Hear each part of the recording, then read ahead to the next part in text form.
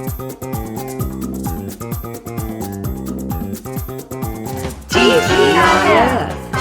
Thank God it's Friday. Good evening, everybody, and welcome to the TGIF show. I am Orkata, and I will be entertaining you for the next 2 hours along with my lovely guest for this evening. We got the Lightfoot the Great, we got the Laughing Chipmunk, and we got Taki joining us through Video Ninja. How are the three of you doing this evening? Hungry for nudity and ramen. Hungry for them nudes. Hungry. Noodles, that is. But I'm just hungry. I haven't eaten today. Oh yeah, I haven't eaten much either. I think I've eaten baked chicken wrap, but what was funny was I was originally thinking about getting Taco Bell, and then when I go into Google to type in Taco Bell and to pull up the online menu, I see these articles about the contaminated iceberg lettuce situation at Taco Bell. So I'm like, hell no, I'm not eating Taco Bell today. Sounds like a good time in the bathroom, though. I mean, there's the Taco Bell bathroom time, and then there's just flat out, I have a parasite bathroom. Hey, whatever helps you gain, or I should say, lose weight, I suppose. Whatever helps you with weight. I believe we are waiting on another potential guest for today's show, and his wife is actually really sick and thinks that she might have contracted this parasite from Taco Bell. So it is not a very fun situation. Now, I've heard from news articles that there have been a few hospitalizations, but luckily no deaths from it. It's just basically like a severe form of, I guess you would say, food poisoning. All right. While we're waiting for our next guest, let's get started with our first segment of today's show. Before we get into the meat and potatoes of our show, we got to start with the headlines challenge. How well do you know your current events from the last week? And Lightfoot actually killed it, or nailed quite a few of these questions from the last TGIF show. So let's see how well you do this time around. I will have great hope. How well do you know your current events from the last week? Every correct answer will earn you a colony point, 25 ducats, and 25 HP boss damage. It's time for the Headlines Challenge.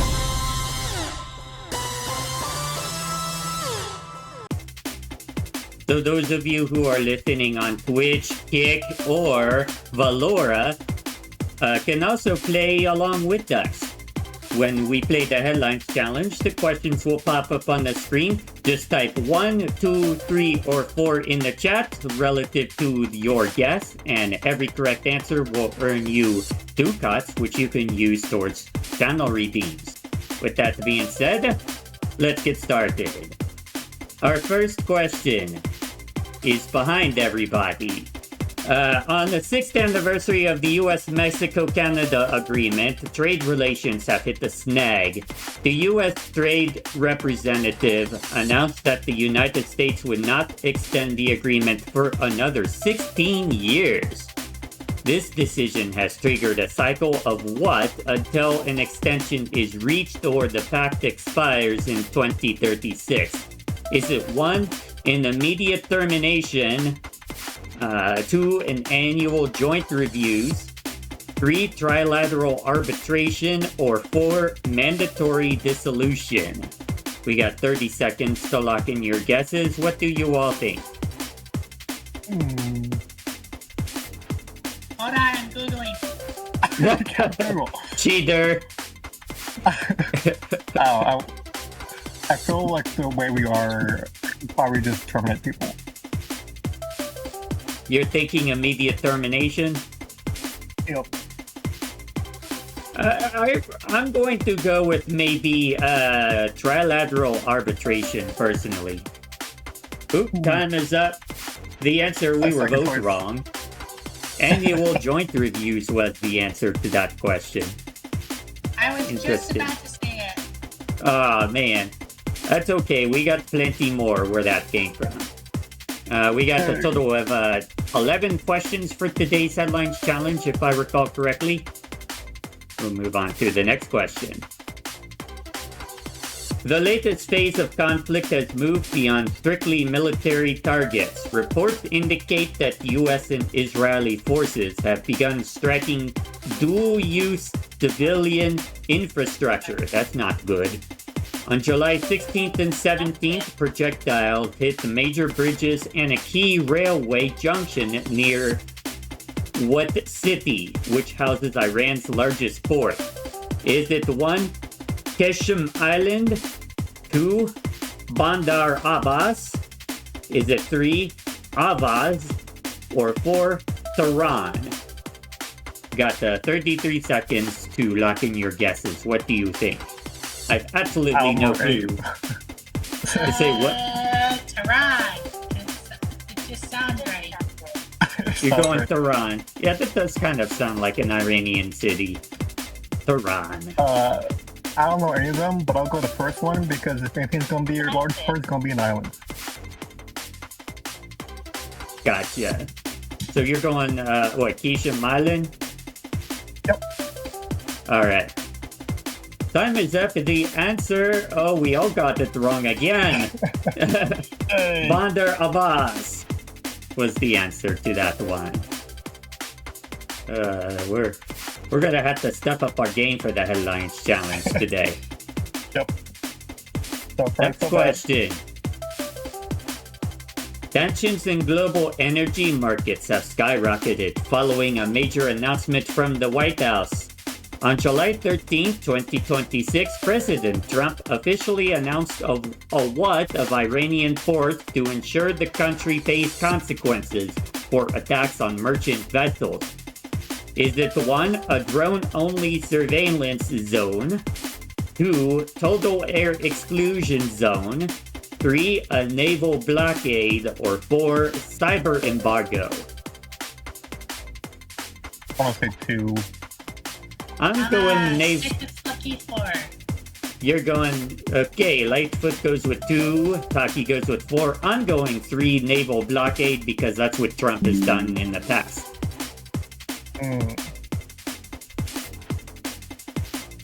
All right, 20 seconds to lock in your guesses. Levick, Chimunk, do we have you? Yeah, I'm here. Oh, okay. I didn't I know just if we don't know lost it. you. No, I just don't know any answers to any of the questions. Oh, no.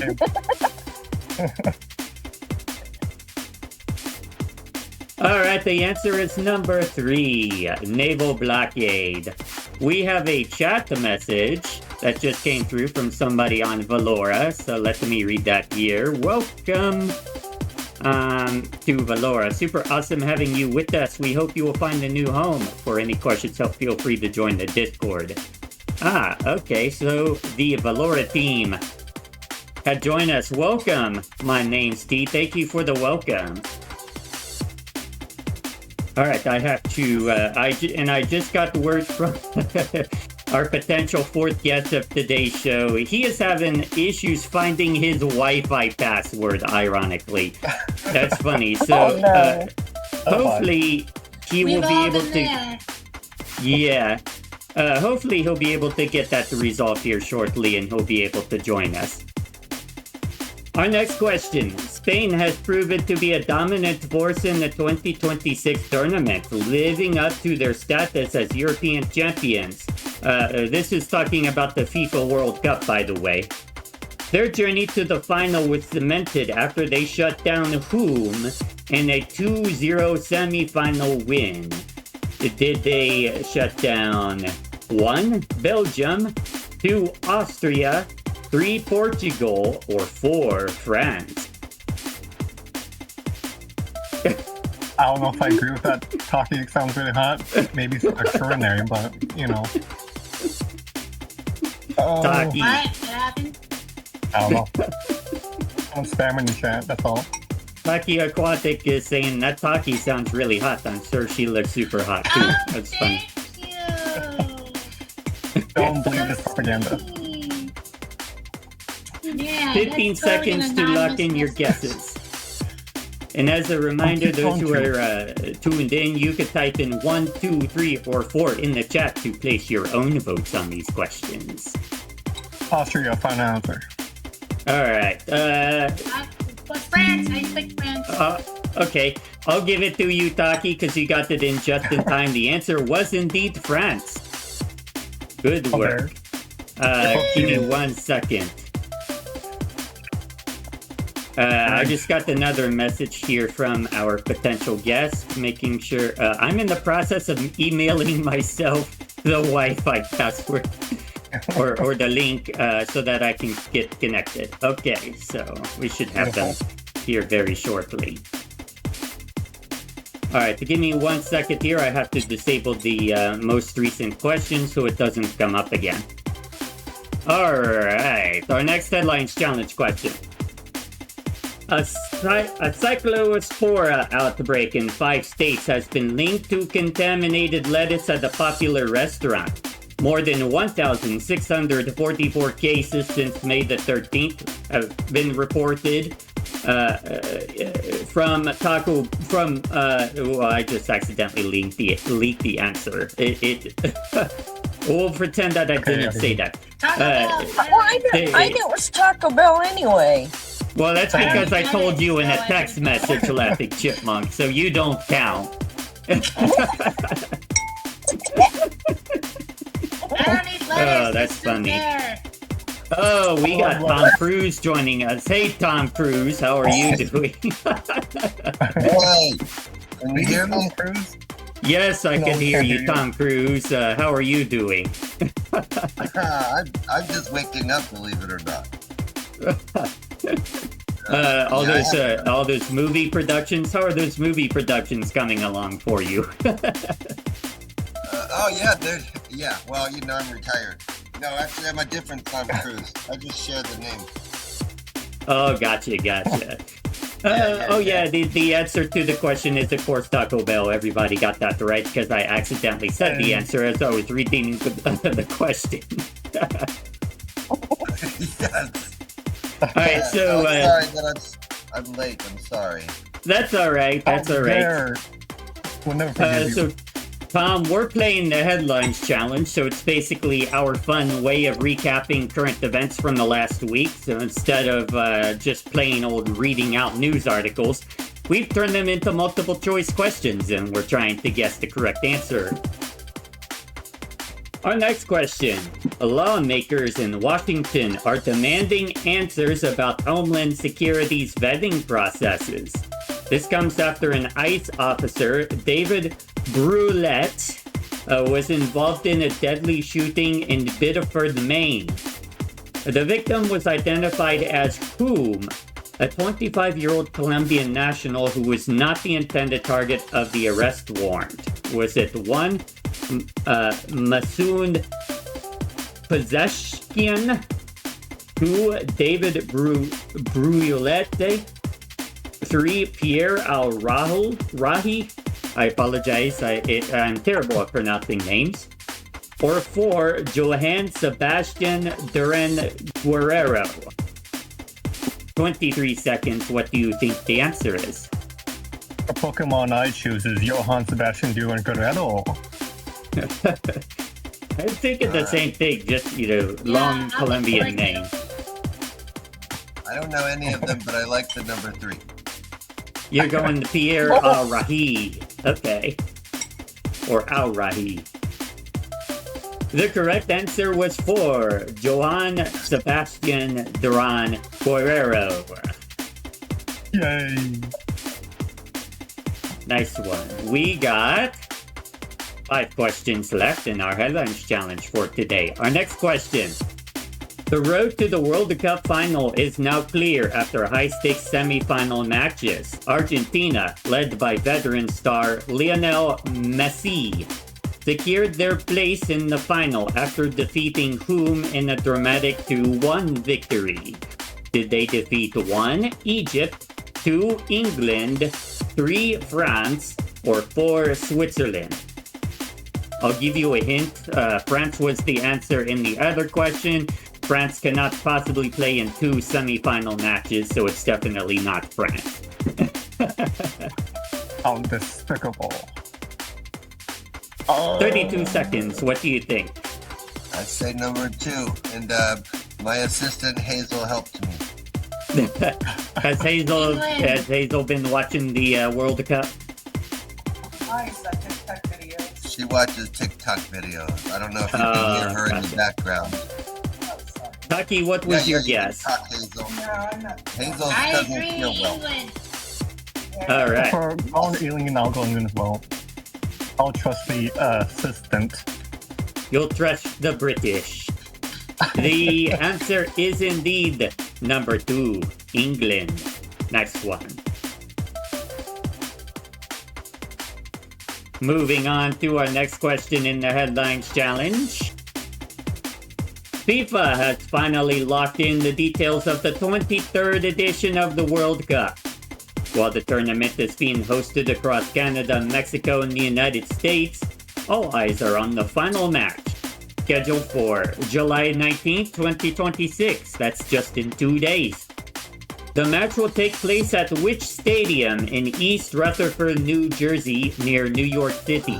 Will it take place at 1. MetLife Stadium, 2. AT&T Stadium, 3. Mercedes-Benz Stadium, or 4. SoFi Stadium? What are your guesses? I'm guessing 1. Me too. Alright. That was so quick. I was gonna go 2, but I think we'll stick with 1 as well. Everybody's going to MetLife Stadium. I'm thinking it's either MetLife or SoFi because both of those sound very New York-ish. Oh, SoFi's California, I think. Oh, true. You got the point there. SoFi could definitely be California. So in that case, I'm also going with 1, MetLife. 4 seconds for those of you playing with us on Twitch and Kick and Valora. And the answer is indeed 1, MetLife. We all got that one right. Yeah. We have 2 questions. And then there were 2. A new federal initiative aimed at building long-term wealth for American children has officially launched. Known as the Trump Account Program, it was created by the blank. The program provides tax-advantaged investing opportunities and a federal seed contribution for eligible newborns. So this program was created by what? Is it 1, the One Big Beautiful Bill Act, 2, Prosperity for Children Act, 3, American Wealth Generation Act, or 4, Families First Investment Act? 3 sounds too real. So 3. Which one did you say you're going with, Taki? 3. Oh, you're going with the one that sounds too real. Yeah, it sounds like number 1 would be a Trump bill. I'm going with number 1 because that sounds like something. I mean, I know Trump made the One Big Beautiful Bill Act, and just 2, 3, and 4 does not sound like things that Trump would name. Right. probably. I'll go 2 anyways. I don't All think right. Families First comes out as out of his mouth. Yeah. The answer was indeed 1, the One Big Beautiful Bill Act. And then there were my bad. There are actually 2 questions remaining. Magic. The conflict in West Asia has taken a sharp turn. Wait a minute. Oh no, we haven't done this one yet. After an interim deal was signed in June at the Versailles, many hoped for a lasting peace, but the truce collapsed earlier this month, leading to the resumption of high-intensity conflict. By July 11th, the United States has launched its what? Consecutive night of strife. Is it 1, the 6th, 2, the 3rd, 3, the 12th, or 4, the 10th? Now this is July 11th, mind you. So this was 6 days ago. Oh my. Is this a math question? Is it number one? I guess you could consider it the math question. I don't know. I don't know. I'm going with one.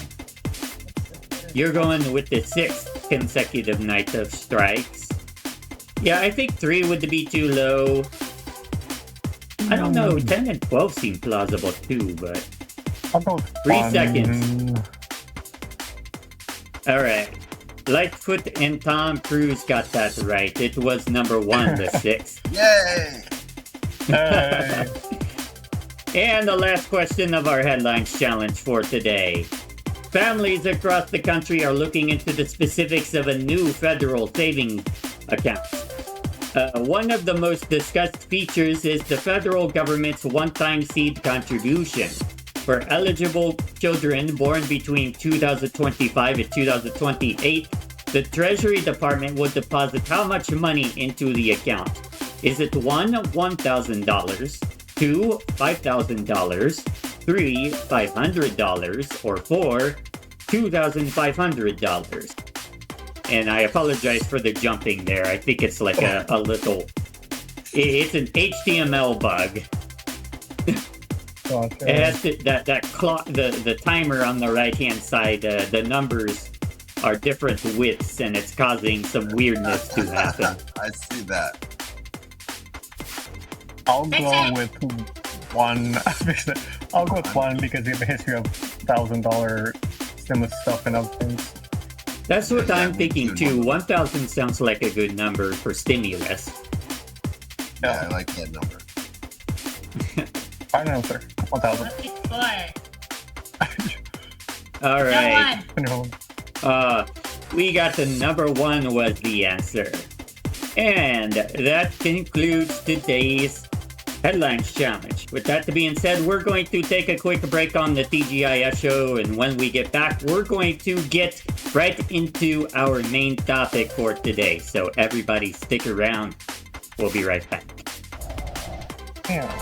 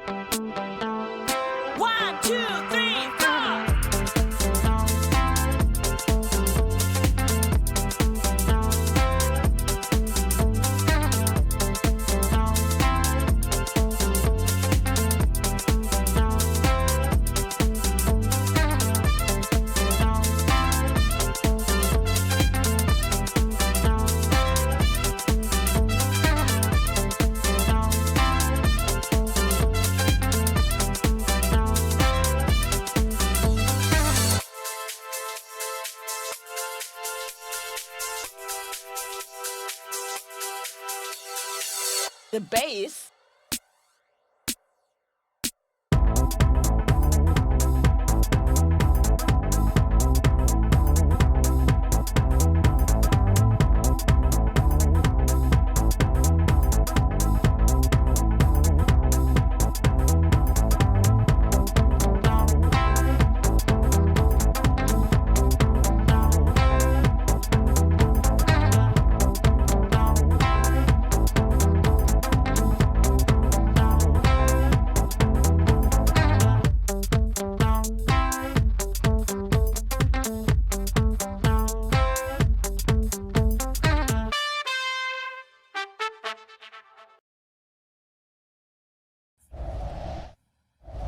Welcome back to the TGIF show with me, Orkata, and my lovely guests, Lightfoot the Great, Laughing Chipmunk Taki, and Tom Cruise. we're going to reveal our topic for today's episode.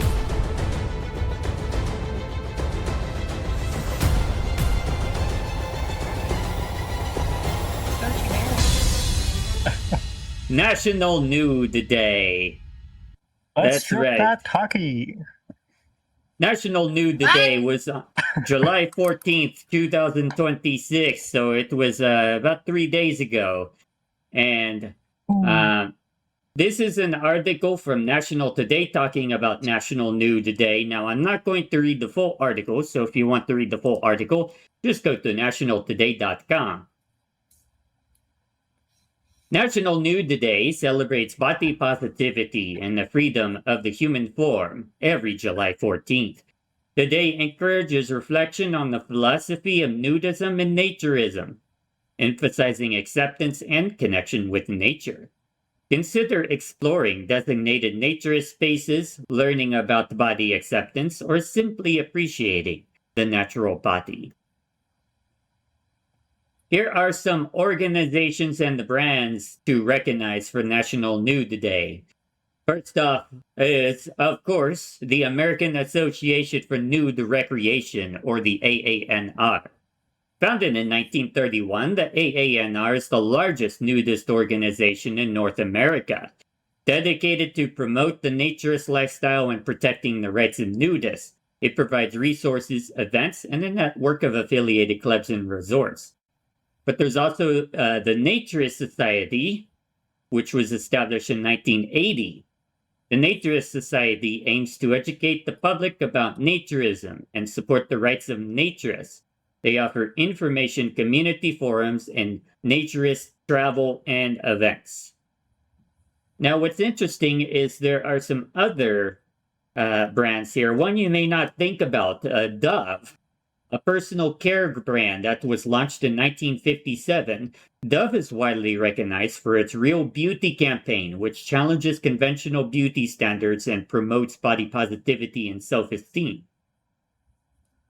There's another brand called Aerie, A-E-R-I-E, which is a lifestyle brand and intimates retailer. It gained the prominence for its Aerie Real campaign, featuring unretouched models and promoting body confidence and inclusivity. Then there's Supergoop. Some of these I've never heard of. By Holly Thaggart. Supergoop is a skincare brand that focused exclusively on SPF products. It promotes daily sun protection as a vital part of skin health, aligning with a natural, healthy approach to the body. Then there's Lush Cosmetics, which is a British cosmetics retailer founded in 1995. Lush is known for its handmade, ethical, and often naked products. In other words, packaging free. The brand champions ethical consumerism, natural ingredients, and body acceptance.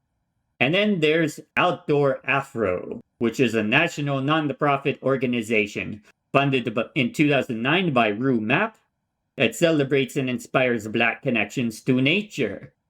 It's not directly about the nudity. They do support the freedom and connection to the natural world while challenging the norms in outdoor spaces. And we got the message from Lightfoot. Ooh, goopy about the super goop.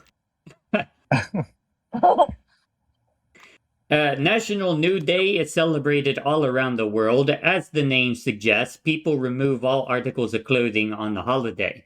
Many perceive this as a perverted notion, but the day celebrates freedom and the aesthetics of the human body. There's an entire movement devoted to this concept known as, actually there's two of them. There's the nudist movement and the naturist movement. The holiday started in New Zealand, and from there it spread to other Western countries.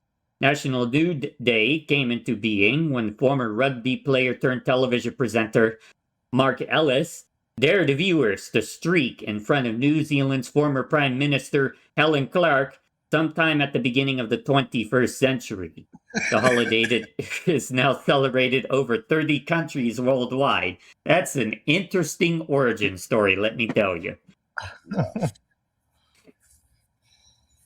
Nudists believe that the human body is at its most beautiful when it's in its completely natural form.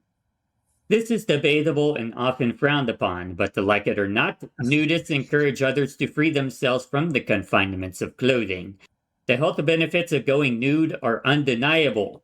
Many studies, and I'm actually going to be talking about those later in the show, prove that walking barefoot potentially decreases the risk of Alzheimer's as the neurons in the brain are stimulated.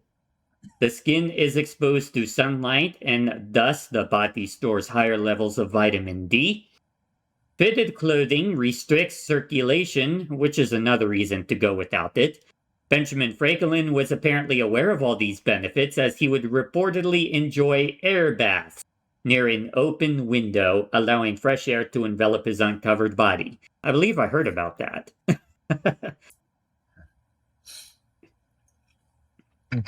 Apparently, there's a funny story about Benjamin Franklin where he couldn't find a romantic partner in the United States, so he destined to go to the land of the lovers, aka Paris, France, and he proved everyone wrong who thought that he was an unlovable, ugly person. He proved everyone wrong. He went to France. He did find somebody and got into a romantic relationship with them over there. So, just a funny story about Benjamin Franklin.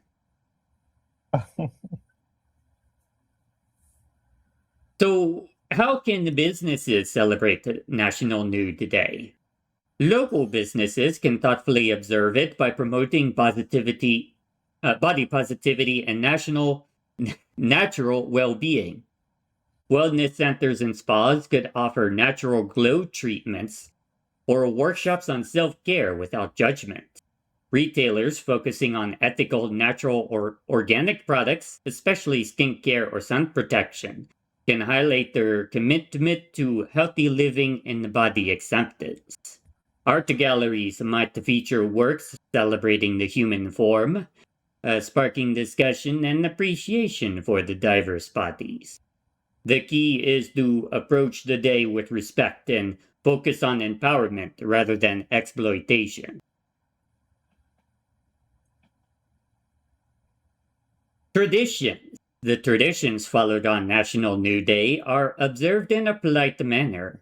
Most public spaces abide by the laws of public indecency, so it is best to enjoy this holiday within the parameters of your own property. There are some resorts and private places in which clothing is optional, so you may want to check those out. The most important thing to remember is to wear sunblock when you're going to strip down to your birthday suit outdoors. Also, be mindful of poison ivy, thorns, and insects. If there is an activity like skateboarding that you want to enjoy, remember to at least wear protective gear. I also want to add on to that, put bug spray on, and lots of bug spray. Because trust me, if you are going to go out in the nude to some resort, especially if you're going to go hiking, you're going to get a lot of flies and gnats and mosquitoes landing on you, and ticks, and you don't want those on your body. So, as I mentioned, you can read more about this at nationaltoday.com.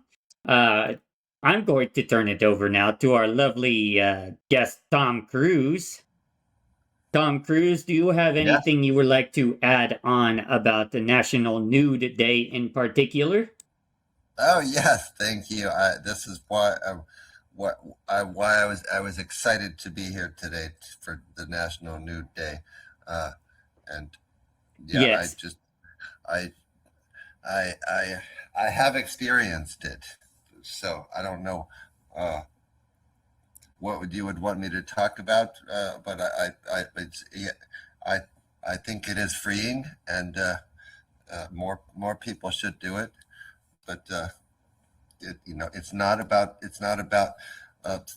sex or seeing other people naked or having them see you naked. It's just about you being feeling free and being comfortable. It's about your own personal comfort, even at a spiritual level, and so everyone kind of respects each other, and other than that, all the socializing is just like with people with clothes on. I mean, all this the same etiquette still applies. Yeah. Yeah. We are going to talk a little bit more about common myths and etiquette with regarding the nudist community in a later segment, but I did want to bring up, since you mentioned that nudism is not about, seeing other people naked or being seen naked. One of the common myths about the nudism is that people also sometimes associate nudism with something like exhibitionism, and they're not the same. Exhibitionism is more of like a kink or a fetish. It's when people get a thrill off of being naked or being seen naked. But when I say thrill, I mean a prurient, a sexual thrill. Whereas Yeah. nudism and naturism, there's none of that. The focus, as you said, isn't being seen or seeing others. The focus is just the freedom of not being restricted or bound by fabric on your skin. Yes. Yeah. Oh, can I explain one thing that the difference between nudists and naturists? The naturists are there to be out in nature, and it's to be with one with nature. And Mm-hmm. I think the nudists, I think more gravitate towards the social aspect. They find the freedom in socializing and being around other people and everyone being naked. Again, not that it's sexual, it's because everyone's in the same state of mind. And so nudists are more social beings, and naturists, I would say, are more of, I just want to be one with nature. I don't care if there's anyone around. Nudists kind of want other people around. I did a little bit of reading, and I found that people have seem to come to a consensus that that some of the differences between nudism and naturism are, like you said. I guess another way to put it is that the naturists like to, I don't want to say go out in public per se, but they are not strictly bound by the private property, I guess you would say. Nudists like to hang out within the safety of private property, other people's private property, and socialize with them. Whereas naturists like to kind of do their own thing and go out in nature, like go out to beaches, go out to the woods, and so on and so forth. I also read that between nudism and naturism, naturists prefer more free-form individualist activities. Like they do their own thing on their own time, whereas nudists kind of prefer more organized activities, more organized and social. Would you agree? About extroverts versus introverts, maybe? That's what it seems like. It's just something that I've read. I don't know if it's true, and I was actually going to ask you, Tom, what you thought about that. Yeah, I agree. I agree completely. I think it's an extrovert versus introvert thing, or like, or what are you connecting with? Something deep within yourself, or where are you finding the connection with deep within yourself? Is it with others or with nature? That might be the main other difference.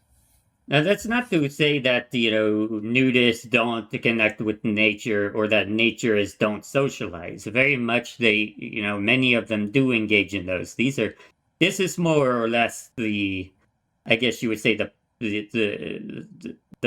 I don't want to say the majority, but like naturists tend to want to go out on their own and connect with nature more than nudists do, and then nudists want to socialize more in a group setting more than naturists do. That's basically what I'm saying. Yeah, I agree. But there's benefits to both, though. doing both. And I think that's, the whole point of nudity is to not only connect with nature and connect with, the spirit, but also to appreciate the human form, the human body, and, to appreciate other people and appreciate their, I guess, I don't want to say bravery, but their willingness to participate in the activity as well. Yeah, well, you have to be brave, but really, it's I mean, you're looking for a personal freedom, I think. Yeah. And do you want me to talk about why I did it the first time I went out to a nudist resort? Yeah, we could talk about that in. I have a specific section in our show where we're going to cover the nudist community more in depth. We could save that for that. Something just closed on my computer, and I'm trying to figure out what window just closed itself. It must not be important because everything in terms of streaming is working still. But anyway, we are going to take a quick break, and when we come back, I do want to get into our next segment. We're going to play a little game when we come back. So everybody stick around. You're listening to National Nude Day edition of the TGIF show. I like nuts, I love nuts, I enjoy all kinds of nuts, from peanuts to almonds to pistachios, all nuts, but one nut stands as supreme above all the other nuts. Can you guess? I bet you can, it's these nuts! Sitting at my PC, watching unhinged streams, I bring a message in the chat and fulfilling my dreams. I hit the enter key and send you the bait, and then I sit back and watch you suffocate. I'm a little hungry, so I grab my friend and head out. I drive on over to my most favorite fast food place. I turn around and ask my friend if they like Wendy's. Do you? Wendy's nuts hit your face. As we pulled up to order, we heard a very sweet voice. I could have sworn from that accent she was from the south. After ordering, she asked us if we would like some pudding. Yeah, putting these nuts in your mouth. Sitting at my PC, watching unhinged streams, I ping a message in the chat and fulfilling my dreams. I hit the enter key and send you the bait, and then I sit back and watch you suffocate. Now I'm not very fond of the gas prices these days, but sometimes you just got to fill up on these nuts. At least the attendant in the store brightened my day. She said that her name was These nuts. We talked and laughed for quite a long time in the store. She even showed me something wholesome of these nuts. Alas, I needed to get back home to my wife Dublin, so she could take me to the bedroom and goblin these nuts. Sitting at my PC, watching unhinged streams, I ping a message in the chat and fulfilling my dreams. I hit the enter key and send you the bait, and then I sit back and watch you suffocate. These nuts, yeah! These nuts, See, these nuts are for feeling more nuts, unless a parrot is nuts, yucky these nuts for me. Stop stigma nuts in your mouth!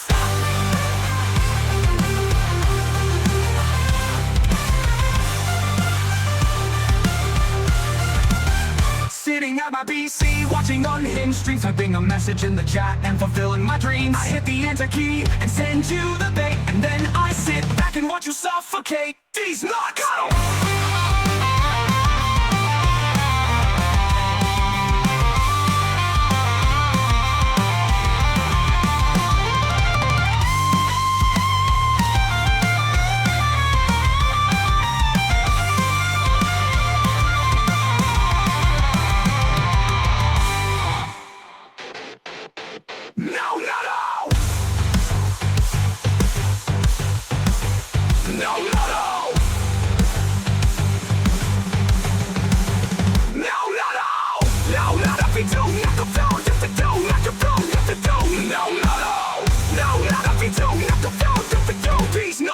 Got them.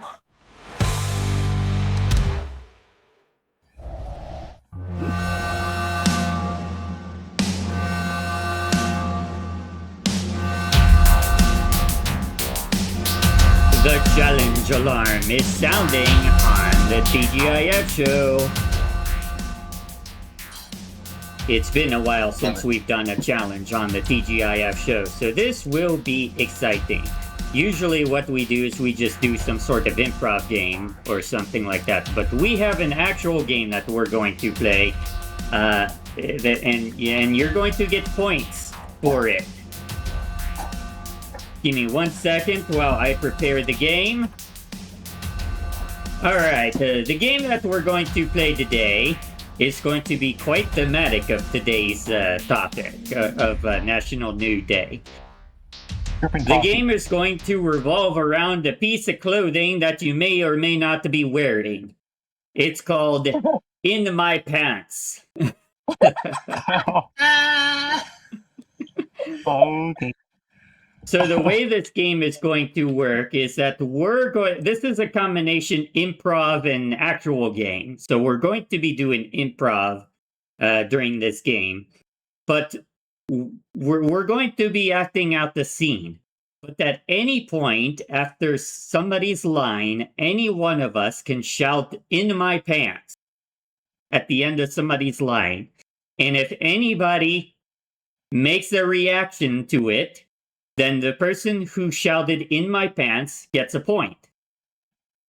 If somebody shouts "In my pants" and nobody reacts to it, then the person who said the original line gets a point. So for instance, if I said, "I am happy," and somebody shouted "In my pants," in this case, since Laughing Chipmunk laughed, that means the person who shouted "In my pants" would get the point.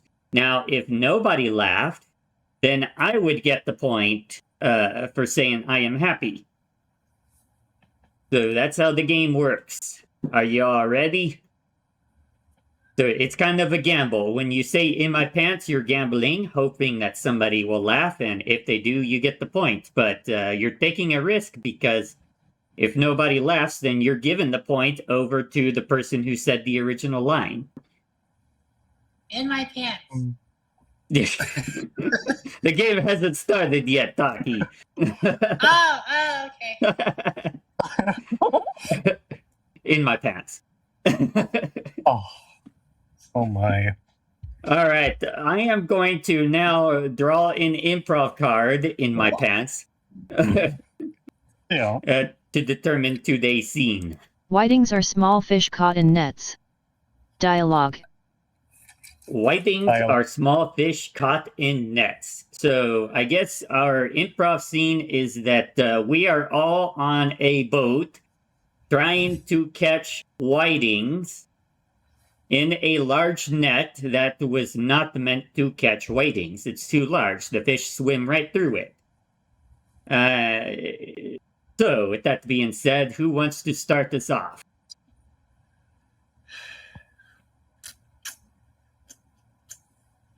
Dead silence. I guess I'll go ahead and get this started.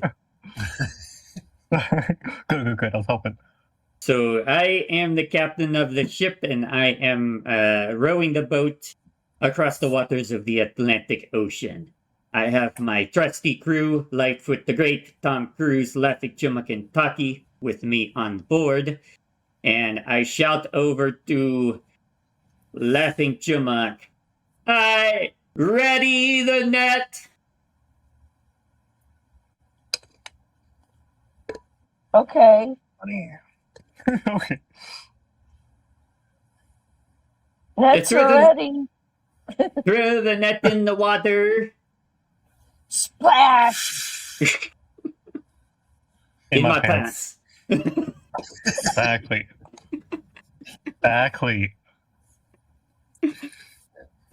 think we both said it at the same time. So since people laughed, Lightfoot, you get the point, and I also get the point.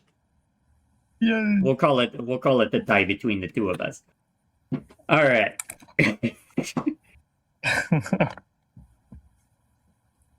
Oh. Let's pull another card, Pinky, shall we? color. Pinky. All right. So I'm just going to say this as the narrator. We all spot a pinky-colored buoy approaching the vessel. There's a pinky buoy in front of us. I don't know if I'm going to be able to avoid it. Ramming speed. Power she blows. In my pants. They're left. Taki gets a point because I laughed. Oh, there. All right. I steer the ship closer and closer towards the buoy, and before I get to the buoy, I hit something that's in the water. Suspenseful military movies based on books. Movies/shows. That's not going to work for this situation. Mutation. Oh, here we go. It's a mutated Whitey. I hit a mutated. You stole the thought right out of my brain. We hit the mutated whiting, and it's a large one. It's a big whiting, a lot bigger than usual. Is it the Loch Ness Monster? In my pants. Hey, oh. No, I think it's just I think it's a large whiting. It's Moby Dick. In my pants. All the way up in there. My assistant said in my pants. She's way off in the distance. Even better. Makes it beautiful. I don't think anybody laughed, so Taki, who said it first, or who said the original line, gets the point. Yay! All right. Oh, there. Oh my gosh. Laughing Chipmunk, I'm steering the boat over towards the side, drag the net, and catch this damn thing. Jab. So, and then off in the distance. Childcare. What? This is not. Is this an appropriate card to draw for this situation? Hey, they gotta be made somehow, and you gotta, It's an infecting Whitey. No. Is the Pinocchio out there in the whale? Pinocchio out there in the whale?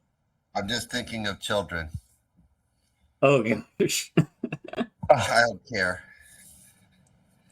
Speaking of Pinocchio, I hear his nose gets bigger and bigger the more he lies. All right, so I steered the boat over, and I don't have a perfect steering column. So Laughing Chipmunk, you have to kind of reach out with the net. You have to reach way out with the net, and try not to fall overboard.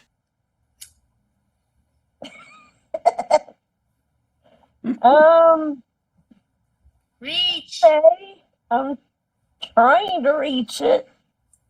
Get out there. I'm too short.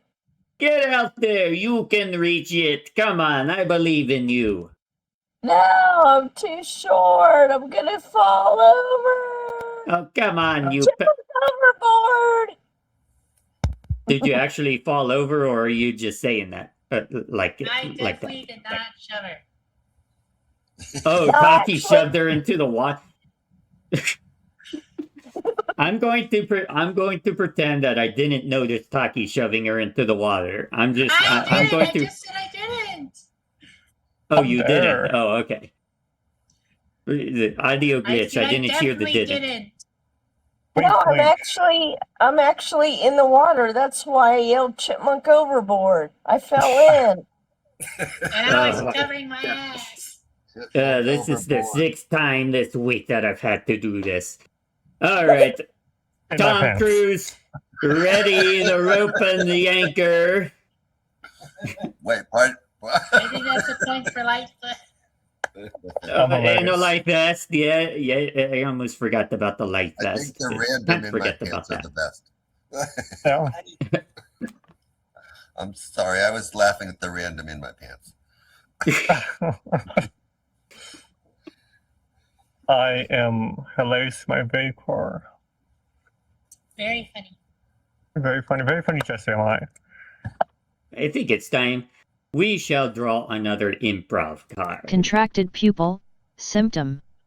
As we go over to try and help Laughing Chipmunk out of the water, the large mutated whiteling is also swimming next to her, and the whiteling jumps out of the water, and we notice that it has a contracted pupil. It's got a concussion. In my pants.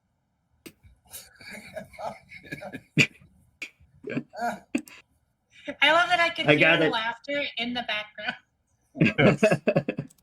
That was fun. The fact that it was in the background makes it even more funny. Perfection.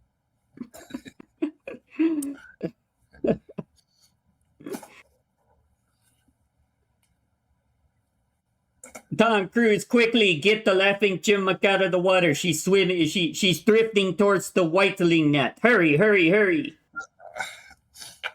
I'm trying, but this contracted pupil is distracting me.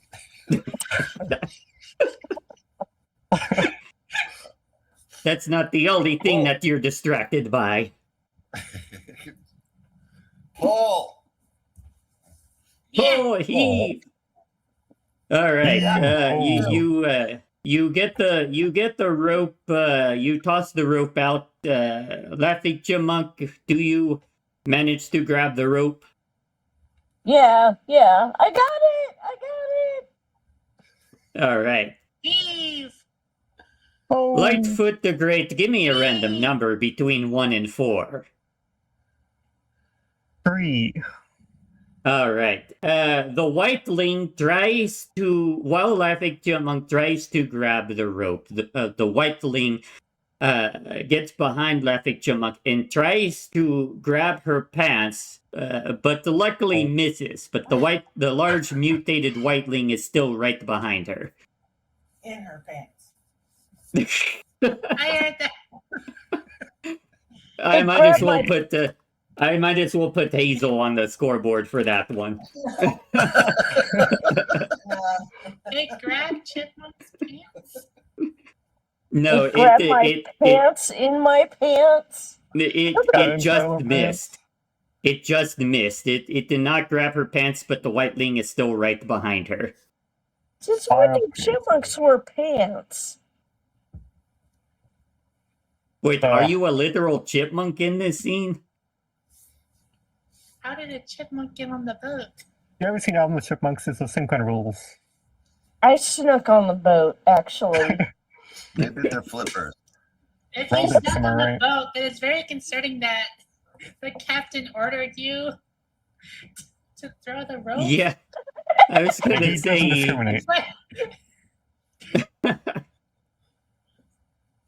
All equal like on his ship. somehow he knew who you were and was totally fine with you being there and ordered you to throw the line to catch this whitey. Yeah, I'm a talking chipmunk. What are you laughing chipmunk? Laughing talking chipmunk. All right, Taki, give me heads or tails. Heads. Hey, yo. All right, heads. I was thinking heads, so as Laughing Chipmunk is being pulled by the rope towards the boat, we all lucked out. The whiteling, which was trying to chase after the Laughing Chipmunk, in the process of chasing after her, managed to get itself trapped in the net. So now we have, we're pulling Laughing Chipmunk out, and now we have a mutated whiteling in our pants. No, I'm just kidding. In our net. Should we all do an acrobatics check?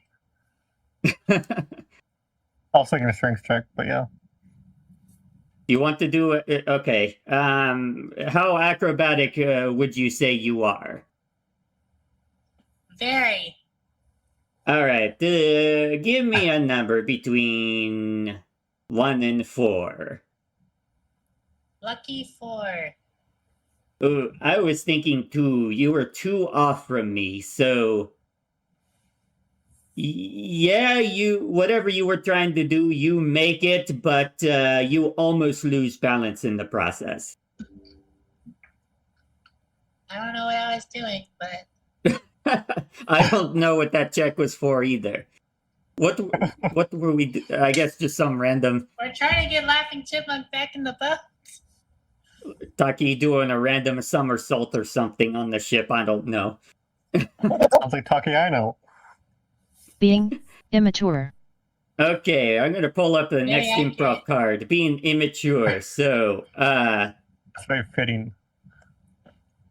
I want to. So I am thinking of a number between 1 and 4. I want each of you to pick a number, but don't pick the same number that somebody else already picked. Laughing Chipmunk, you pick the first number. Since you're in the water, you're in the most vulnerable position. I'll let you have first try. Okay, 3. All right. Let's see. Tom, you are pulling Laughing Chipmunk, so you are in the second most vulnerable position. You get to pick next. I would say number 2. All right. Taki, you just did a random somersault on the boat. I'll have you pick next. 4. Taki, you got the unlucky number 4, which was what I was thinking of. So now you have to do something immature. I'm gonna stick my tongue out. Yeah. In my pants. Hey, yo.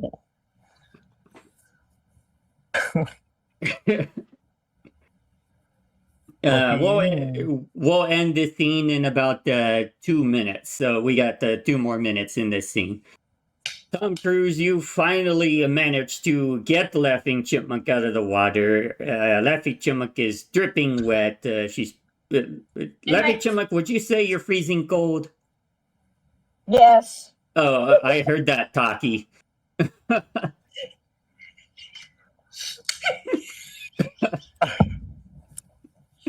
It was very faint in the background as I was talking, but I heard it. Laughing Chipmunk is very dripping wet in my pants. Oh, jeez. Can't say that. All right, so Laughing Chipmunk, would you say that you're also very cold? Yes. All right. Quickly get this. Towel. Yeah, Lightfoot, get the Laughing Chipmunk a towel. Fetch a towel from my captain's quarters. Aye, Captain. I'll dig deep into your captain quarters. I'll All help. right. Fine. As you go into my captain's quarters, you discover Cinnamon roll. a cinnamon roll. I'm eating it. Ooh. Wow, it's mine. No, All mine. Sit down. What you doing somersault somewhere, stumbling about? Yeah, I said so There. much for the cinnamon roll. Somersault, steal the cinnamon roll. How dare. That was like that was the perfect improv card to draw for this scenario. Just a random cinnamon roll resting in the captain's quarters. Out at sea. We have a thief. Out at sea, yes. Captain is a It thief was on mine. board. I got it. I vote to It's toss Taki. Taki overboard. You're You'll gonna have to try and catch me toss. first, and I'm gonna somersault on out of there. All right, but you, Lightfoot, in addition to the cinnamon roll, you see a couple of coats. You see an exact replica of my vampire robe here that you see. You see a thin shirt, and then you see an oversized jacket that looks like it could fit a whale. Well, you know, honestly, I gotta put on the thin shirt, then your jacket, and then you take the oversized, what do you say, jacket? And if we still have that big old people whale thingy. We could toss that over to blind it. You Yeah. giving her all three of them? Yeah. Dude, she's going to burn like the desert in Death Valley, California. You know, that is something that is it's quick heating method. All right. Nice and 9, 10. So we're going to go ahead and conclude our challenge here. Let's tally up the scores. Lightfoot, you got 1 point from one of your in my pantses. Taki got 3 points. Wow, nice. Laughing Chipmunk, I don't think Laughing Chipmunk got any. Tom Cruise didn't shout any out either, I don't think. Hazel got one on my But account. Hazel got one, yeah. Hazel got one. and then I got 4, but I'll discount myself since I'm the host. So Taki is the winner. In my pants. Congratulations. Taki is the winner in my pants. Hey. I'm All gonna right. everyone's pants. Oh, that's horrible. I don't know if I want to. I got plenty of tentacles. Oh, yes. All right, true. we're going to go ahead and take our next break on the show, and when we come back, we're going to get into a discussion about nude recreation. So different activities that you can do while nude or naked, and some of the benefits of doing them nude. With that being said, In my pants. In my pants. Wait, doing them nude in my pants? That doesn't make any sense. That doesn't need to make sense. Applause is funny. All right, we'll be back in just a few minutes.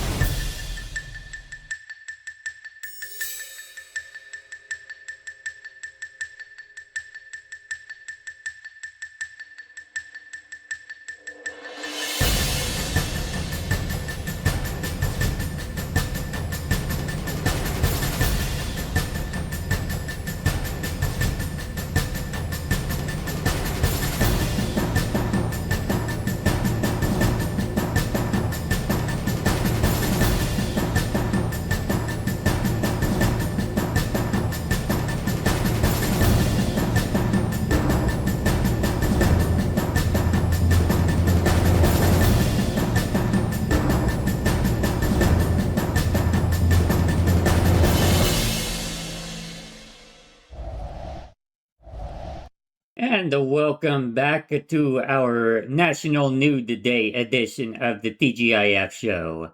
Lightfoot, I wonder how many of these segments are muted this time around. Hopefully none of them, because I checked prior to the start of the stream to make sure that my microphone was active on everything. So hopefully none of them. But however, there is an issue that I am having that I still haven't resolved yet, and those who are tuned in probably noticed it. There is an echo, so like when any of the guests on Video Ninja are talking, you'll hear a little bit of an echo, and I still haven't figured out where that's coming from. So I apologize in advance for that. Echo, go. It's a very faint echo, so like it's annoying, but it's not. It's not. You could still understand what people are saying. Gotcha. All right. Could be a playback issue. Who knows? We're going to go ahead, and I don't think it's a playback issue because it doesn't echo for me. It just echoes for my guests. So it's something that has to do with my audio mixer, I think, when it pipes the audio from Video Ninja through the stream. Gotcha. All right, we're gonna talk about some of the activities that you can do while naked and some of the benefits to doing so. The first and obvious one is, of course, sleeping naked, and that's probably the easiest one to do and the easiest way to get started if nudism or naturism is something you want to pursue, or if you just want to get comfortable with your body. This is an article from goodrx.com, at least a paraphrased version of it, so you can go to goodrx.com to read the full article. 7 purported benefits of sleeping naked that will make you want to shed your PJs, written by Sarah Klein, CPT, and reviewed by Karen Hovov, MD, FAAP. The first benefit, it improves your sleep quality. Your body temperature naturally declines to prepare for sleep. A cool room could help lower your body temperature, making it easier to catch some Z's. That's why experts say that 60 to 67 degrees Fahrenheit is the ideal temperature for sleep. I don't know if I want to sleep in a room that's 60 degrees, if you ask me, but... I would. You get so many layers of blankets. Oh, gosh. Okay, so curious question. Are you or do you know anybody who is the type of person who would crank up the AC at night just so they could use more blankets? Hey, I sleep in 40s and 50s, so... I have my AC on, but it is never that low. Yeah, it's not that low. If I don't leave it on, then my room gets really hot. That's true. Like right now, my thermostat downstairs is set at 69. Nice, by the way. But my upstairs temperature is 77. That's how old the townhouses work. They're very inefficient with cooling. Yes, I have the same issue at my townhouse. But then also, as a real estate appraiser, excuse me, as a real estate appraiser, I see a lot of houses, and there are, even when they have central air conditioning, there are a lot of homes where there's still an air conditioner in the bedroom. And as a matter of fact, when Hazel and I buy a home, even with air conditioning, we will put a window air conditioner in. It's to save on energy, like you say, like so you don't have to cool the whole house just a little bit more so you can sleep. Oh, that's okay. I always wondered why people who have a central air conditioner put a window unit in their bedroom. Now I know why. That's interesting. Yeah, yes. It does make sense too, because you can have the thermostat of the central air up higher and then just use the window unit for whatever room you're in. Yes, save on your electric bill. Mm-hmm. I just have a fan in my window. See, I need to get a new fan because I like fans, and I used to have a big, gigantic industrial, well, not industrial, but almost industrial fan in my room. It's one of those large fans that you would see in a school gymnasium, like one of those big fans that they mount on the wall. Hurricane fan. Yeah, I could use one of those. but I don't have that fan anymore. I had to get another one. The problem is, since I don't drive, I ride my bicycle everywhere. Those fans do not fit in the basket of my bicycle. Makes sense. I've tried. Actually, there was one time that I was successfully able to transport that fan. I was working at the radio station. There was an outdoor event and the laptop was overheating. So I bicycled over to my place, grabbed the fan, but of course it wouldn't just stay in the basket. So what I did was, what did I do? Did I use my bike lock or something? I can't remember, but I used something to tie it down into the basket. And I managed to haul that giant fan over to cool the laptop down. Perfect. Just for a laptop. Yeah, a little MacBook Air at that. Not even a gaming laptop or anything like that. Just a little tiny laptop. But I mean, it was important though, because the laptop was powering the music software. We were providing music for an event that was happening outside. So if that laptop were to shut down, then they would lose music at the event. So it was a critical laptop. Gotcha. But anyway, back to our article here. Your clothing also affects your core body temperature. If your pajamas make you hot and sweaty, you might toss and turn throughout the night. Sleeping naked, on the other hand, can help your body cool down, and research suggests that you will actually fall asleep faster and get a deeper sleep if your body is cooler. Plus, if you make it a habit, undressing before bed can signal to your brain that it's time to sleep. So it adds an additional cue to your brain that it's time to sleep if you make it a habit. So it's pretty cool. Until you start falling asleep in the shower or bathtub. Oh, yeah.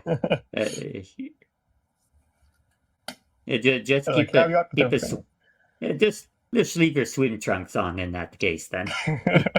Yeah. It could also help reduce stress. Now, you won't instantly feel less stressed by getting into bed naked, but sleeping nude means that you won't be bothered by hot, scratchy, or constricting pajamas.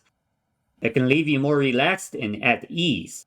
And if you're ditching your pajamas, you might also feel less stress throughout the day. Number 3, it supports healthy skin. There's a need for more research on how sleeping naked affects your skin, but there is some theories to suggest that it allows you to I'm trying to read that sentence. Oh, okay. I see. Okay. It allows you to avoid clothing that irritates your skin. That sentence seemed a little awkward to me.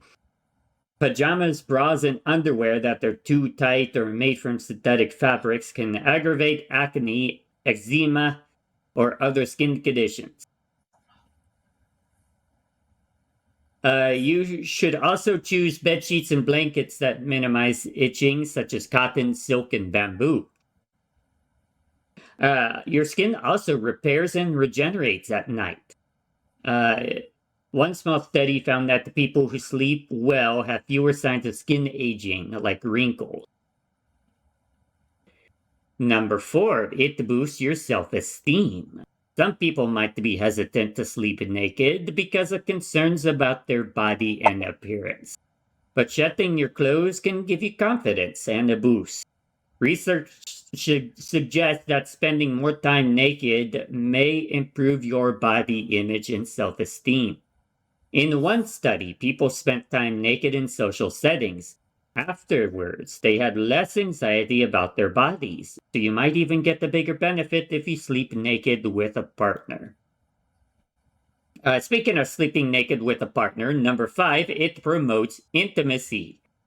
Sleeping naked with a partner can be good for your relationship. Skin-to-skin contact may release oxytocin, which is the feel-good hormone, and it promotes relaxation, bonding, and intimacy.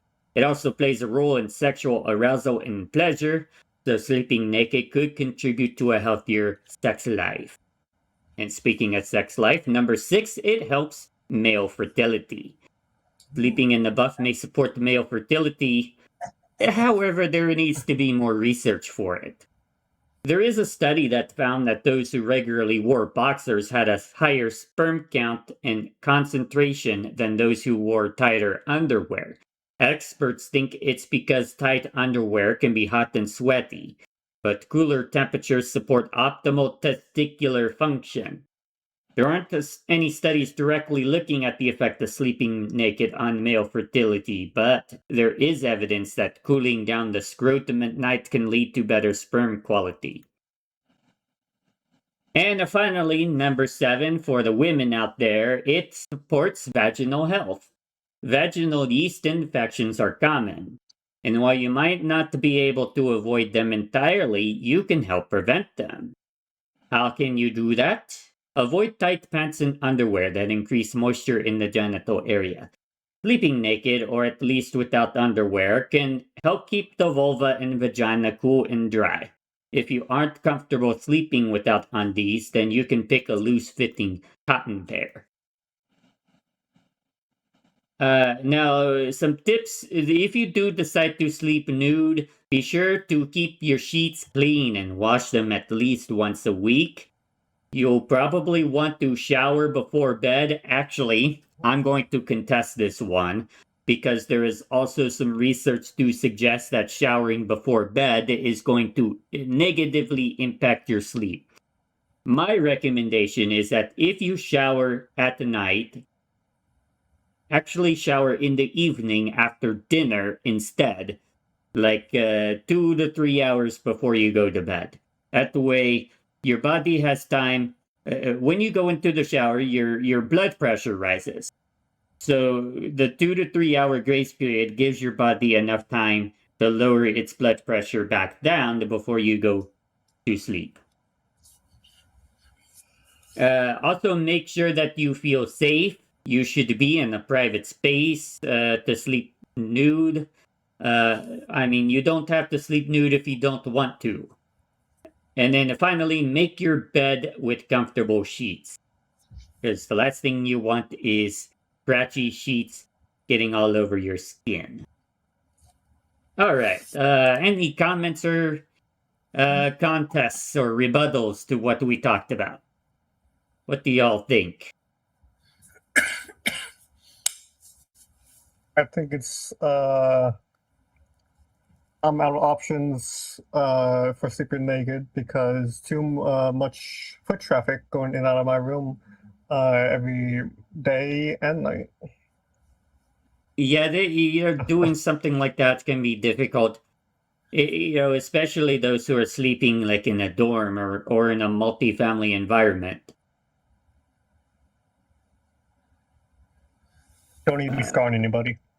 Yeah, so I mean, they did say there are alternatives. Like for instance, you could sleep in boxers as a guy, or you could use as little clothing as possible. And if you do use clothing, use loose-fitting clothing. Like you could put on a silk rope or something like that. That is true. I also do have a curtain I can put up that goes halfway across. Well, it splits my room in half, so I could always do that too, I guess. Yeah. A little extra privacy. Or you could make well, you could make a time frame where people know that you need your privacy. I do have a friend like that, and he lives in a house. He actually has people live in his basement, uh, and he tells them from like midnight to 7 that if you come upstairs, you might see me naked. I see. So enter at your own risk. Right. Yeah. Right. If you're able to make set parameters, but I sleep naked. Of course, Hazel does not. Yeah, you would mention at least to me that Hazel doesn't really get into the nude thing, which I can understand. For a lot of people, nudity can feel very vulnerable or uncomfortable in a lot of ways, Just and then for others, it's the complete opposite, where wearing clothes can feel uncomfortable, especially those who have sensory issues with their skin. yes. Yeah, she's very uncomfortable, so it's about comfort.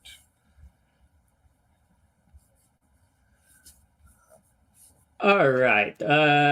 Real quick before we get into our next break, I do want to also bring up nude yoga, which is another activity that you can participate in.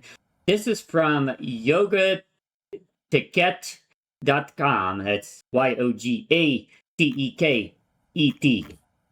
This is actually an article, a comprehensive article that talks about the different types of yoga. So not just nude yoga, but they also talk about laughter yoga, acro yoga, goat yoga, which that looks adorable. It's literally you do yoga while you get to enjoy little goats roaming around you. Beer yoga, that's something I've never heard of before. Ganja yoga, of course, naked or nude yoga, aerial yoga or anti-gravity yoga, which is interesting. That's a form of yoga that you use a is it a hammock? I think that's what it's called. Yeah, a hammock. So you're basically suspended in air. Interesting. Lightfoot yoga, puppy yoga. Oh yeah, I've heard of puppy yoga too. Sup yoga, apparently. Oh, stand-up paddleboard yoga. Interesting. Oh, here we go. Toga or dog yoga. There it is. Broga, which are designed for men who are shy of joining yoga studios dominated by ladies. Interesting. And I will attest to the yoga studios dominated by ladies claim, because when I took yoga class in college, I believe it was a class of 12 or something like that, and besides myself, there was only one other guy there. So yeah, it is a very woman-dominated activity. All right, but anyway, you could read the full article and explore all of those different types of yoga, but we're going to just cover what they mention about nude yoga, which is a Sanskrit word for Vivastra yoga or Nagna yoga, is a practice where practitioners do not wear clothes. Even though many yogis practice naked yoga in nature or at home, there's a growing number of people practicing naked yoga in groups. If you are not a naturist out to the fingertips, then a good option is to do online yoga in your own home. You choose the yoga form that you prefer. The practice of naked yoga has gained popularity mainly in the West, especially in societies that are more familiar with social nudity.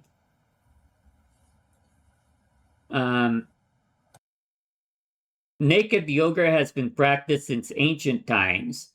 Practicing spiritual nudity is not strange in the Agori Sedas, the Digambara Jains, and other ascetic groups among the Dharmic religions.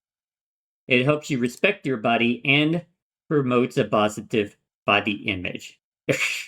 Lightfoot commenting, all yogi, your yoga. That guy's hilarious. Nude yoga. That is funny that they call them yogis. Nude yoga assists you in discovering a new way to look at your body, which inspires you to take pleasure and pride in your distinctive physic. I'm not sure that your distinctive physique, I think, is what they were trying to say, and abilities. It helps you learn to embrace your flaws and open your heart to the world and yourself with confidence and courage. This trending yoga style is suitable for people with low self-esteem. It improves the connection between the spirit, body, and mind. And since you will practice naked yoga without clothes, it helps in removing any sense of restraint brought on by the clothes. It also promotes confidence and freedom and helps you to appreciate your body better. Feeling and seeing your body as it moves and stretches from one posture to another leads to a more sensual, connected, and mindful yoga practice. And it also has many health benefits.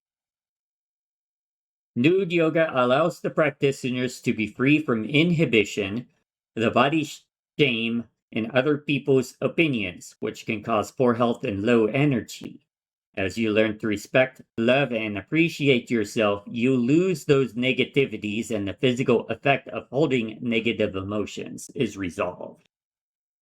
Your spirit, mind, and body unite and heal, and you start feeling calm, vital, and energized.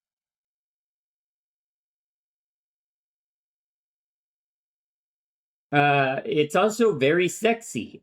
Even though nude yoga has little to do with the preconceived notions of eroticism or sex, naked yoga is very sexy. It is the type of sexiness that originates from the inside, particularly when you feel confident, connected, and alive. This type of yoga gives you the freedom to feel radiant and joyful, aware and blissfully unself-conscious. What do y'all think of naked yoga? Is it something that you have tried or are thinking that you might try in the future? What do you think? I am very much a clothes type of person, so that is possibly in the future if the circumstances are right. Suppose. Yeah, if you got a lot of foot traffic, then I can imagine that would also hamper your ability to do that, at least at your place of residence. Yes, I would try it, but I only try it at home. Yes, I have tried it. I've tried it, but I've never had all those great feelings that you talk about with any kind of yoga, clothed or not. So Gotcha. I don't connect with yoga much. It's just too hard. It just works so many little muscles. It's just hard if you do it right. I don't like it. Sorry. Yeah, it could yeah, yoga is yeah, it's not for everybody. Yeah. It's also particularly hard for myself as well with somebody who has very tight muscles. There are certain postures that I cannot do. And I've also had yoga instructors question the position, like how I position my feet when sitting, and I tell them I have to position them like this, otherwise they'll cramp up.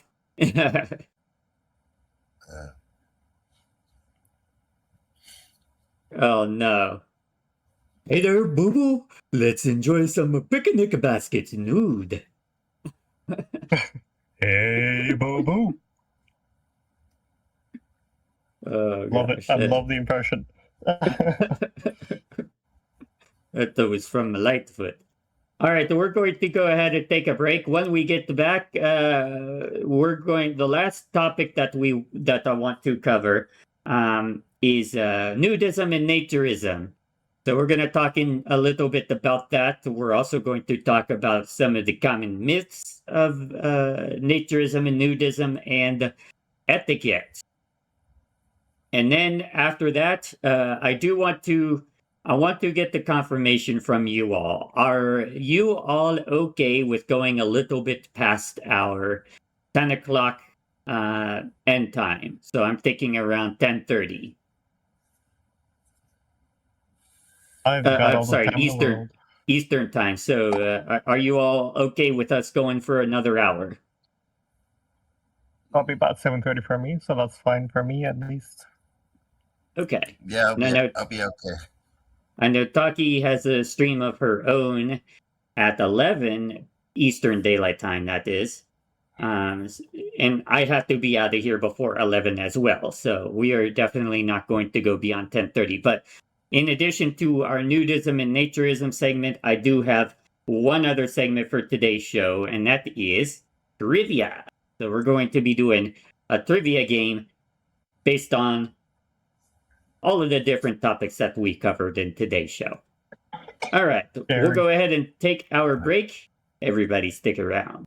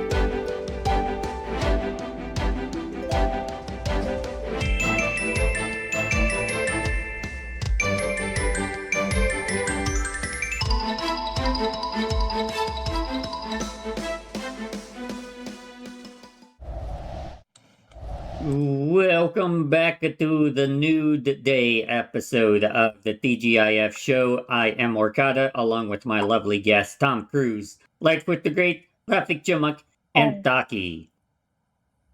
We're going to get into our next topic. We're going to talk particularly about nudism and naturism. We're going to talk about what it is.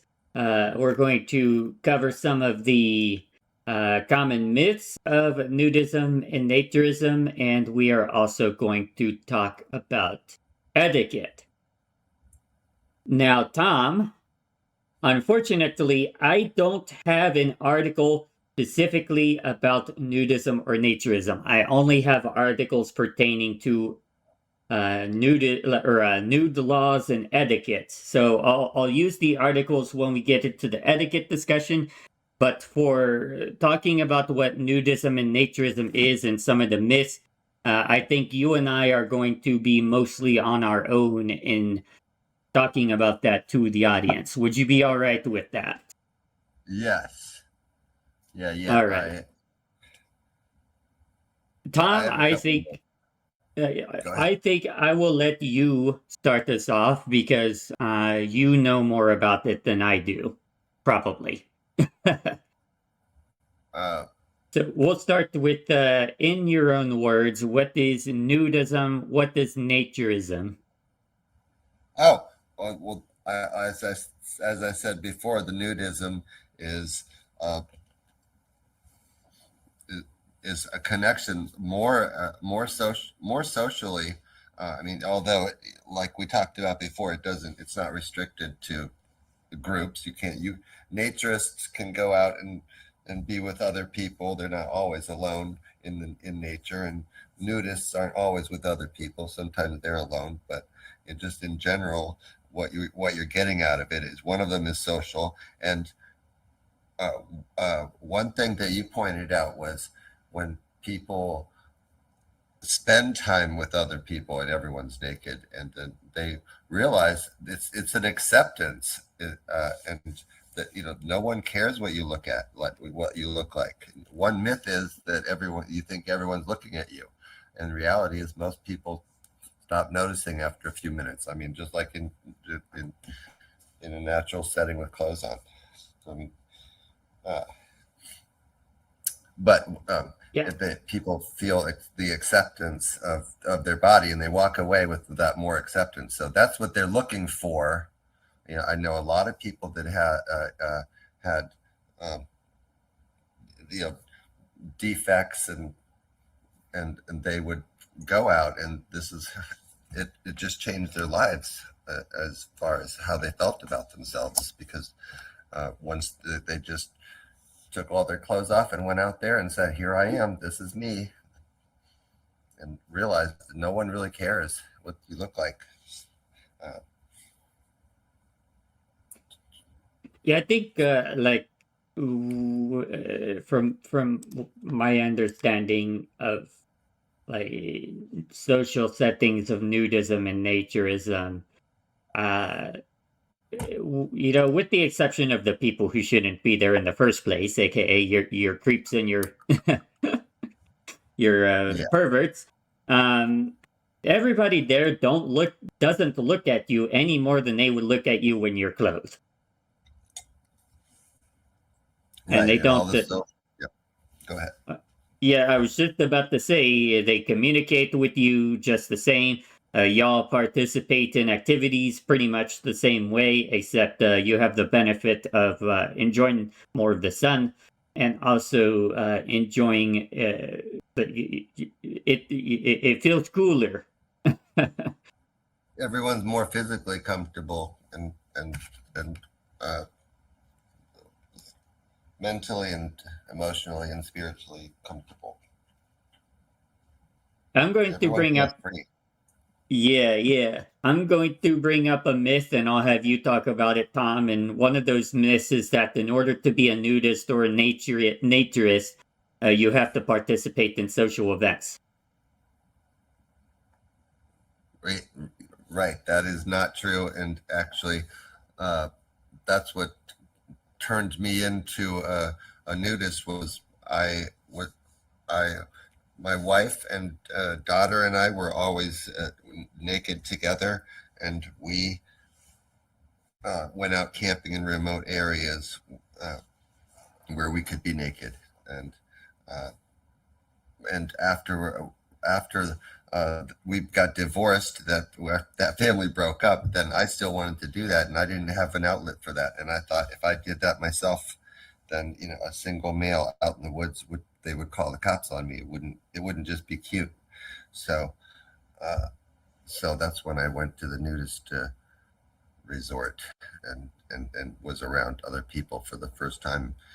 I didn't. That wasn't my first choice. My first choice was to be out in nature with my immediate family, and that's it. Hmm.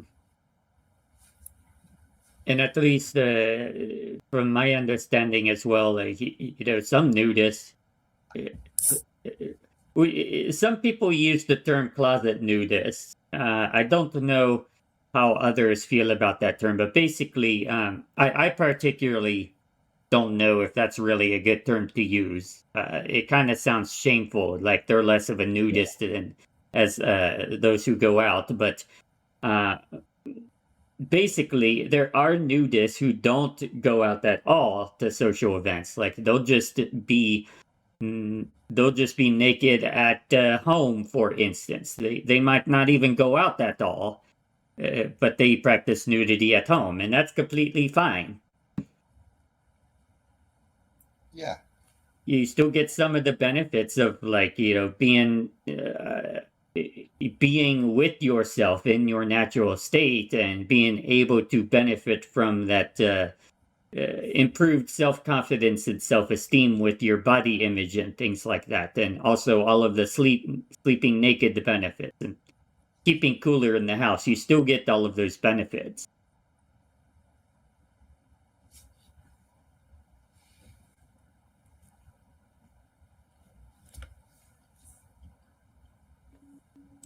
All right.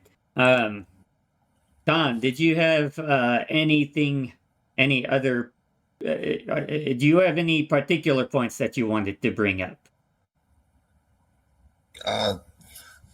No, I was starting to talk about the social norms, excuse me, being the same as and that, but that would morph right into etiquette, I think, as far as how people respect your privacy, and they respect your personal space, and they're even actually more respectful with boundaries, because when it's naked, and everyone wears a towel and all that. But this morphs into etiquette, so I'm sorry, and I didn't want to move into that unless you said you wanted to talk about that next. Yeah, we'll be getting into that very shortly. I did want to, now that I just, it came to mind, another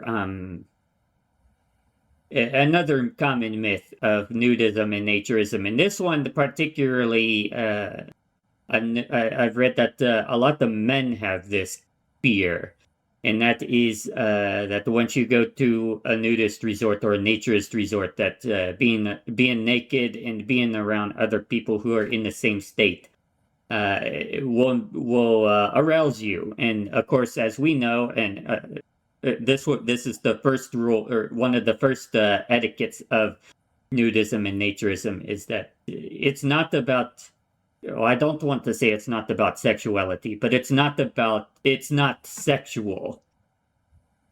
People do not engage in sexual activities in these environments, and they do not display any sexual behavior or things like that. So one of the common fears is, because those are strictly forbidden in these places, people fear that they'll get aroused in that environment, especially newcomers, and then they'll get kicked out.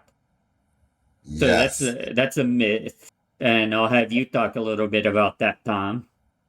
Yeah, that's a good one, because that is a fear, and I think the fear itself, and the fact that it's not sexual, and you can't do that, and that's not about this. I mean, that in itself is not going to happen unless your mind is in the wrong place. It's all about intention.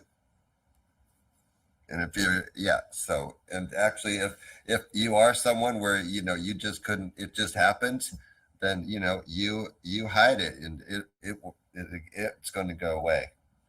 And that it's just like everything that you would think would make you uncomfortable about the whole situation. All of it goes away in a matter of minutes. That also brings me to another one of the etiquettes for nudism and naturism, is that one of the cardinal rules of nudism and naturism is that you always bring a towel with you. The prominent reason for bringing a towel, of course, is that you will be sitting on things. You will be sitting on benches, on chairs, things like that, and these things are shared with other people. So a towel keeps things cleanly and hygienic. However, there is another reason for the towel, and that is in those emergency situations, as I would like to call them. When you do find yourself not able to control yourself, you could use the towel as a temporary cover-up. Yes. Yeah. Yeah. And of course, there's other things you can do too. Like a lot of resorts have pools or things like that. And of course, if you're on the beach, you have water.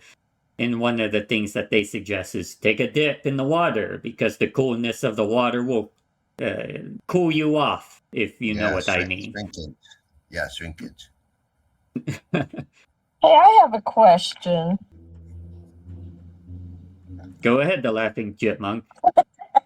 Okay, like if you're out, with being nude and, with other nude people and stuff, what do you do if you happen to get an itch in like your butt or Your private area.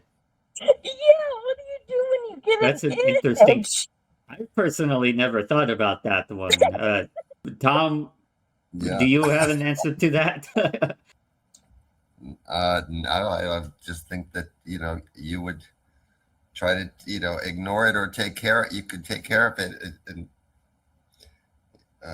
in your own. Like I mean, this is why you have a towel. Is there to you always have a towel. So like discreetly handle it. Just Yeah. cover yourself up and itch your itch and then be like, oh, I'm okay. yeah. Because I mean, Now, like, I would think. I mean, I hope to God nobody ever had poison ivy or anything. If you like accidentally get like into poison ivy and it gets, That would be bad. that is one of the risks of nudism is the potential that you will get into poison ivy or poison oak. But I mean, the same rules apply when you're naked as when you are not naked. In terms of what to look at, you need to know what to look out for. What poison ivy and poison oak looks like. You need to look out for that and avoid it when you spot it. I mean that would be horrible.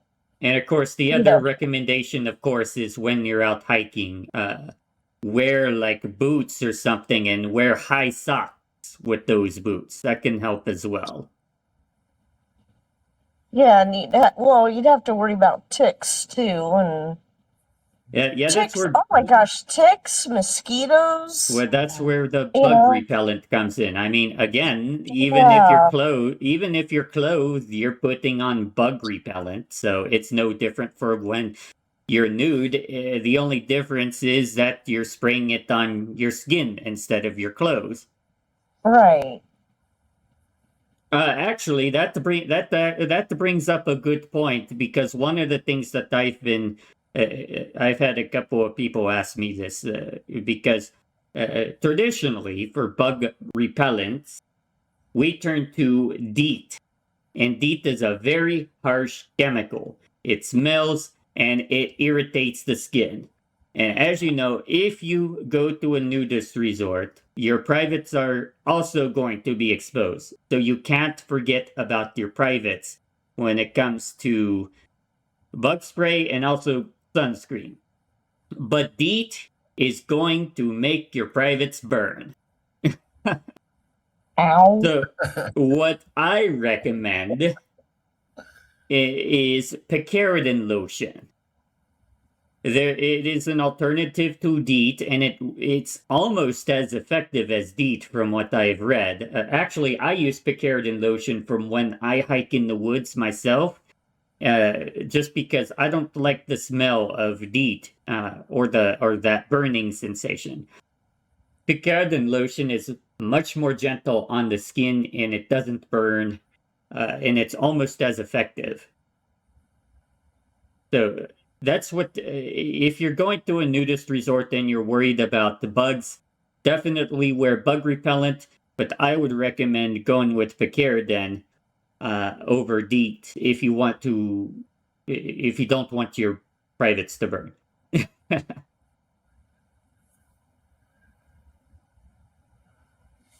Love the ad while shaming the competition. Well, I mean, they're not they're just chemical names. They're not the brands. Yeah. Now, if I were to say company names, then we would be in hot water.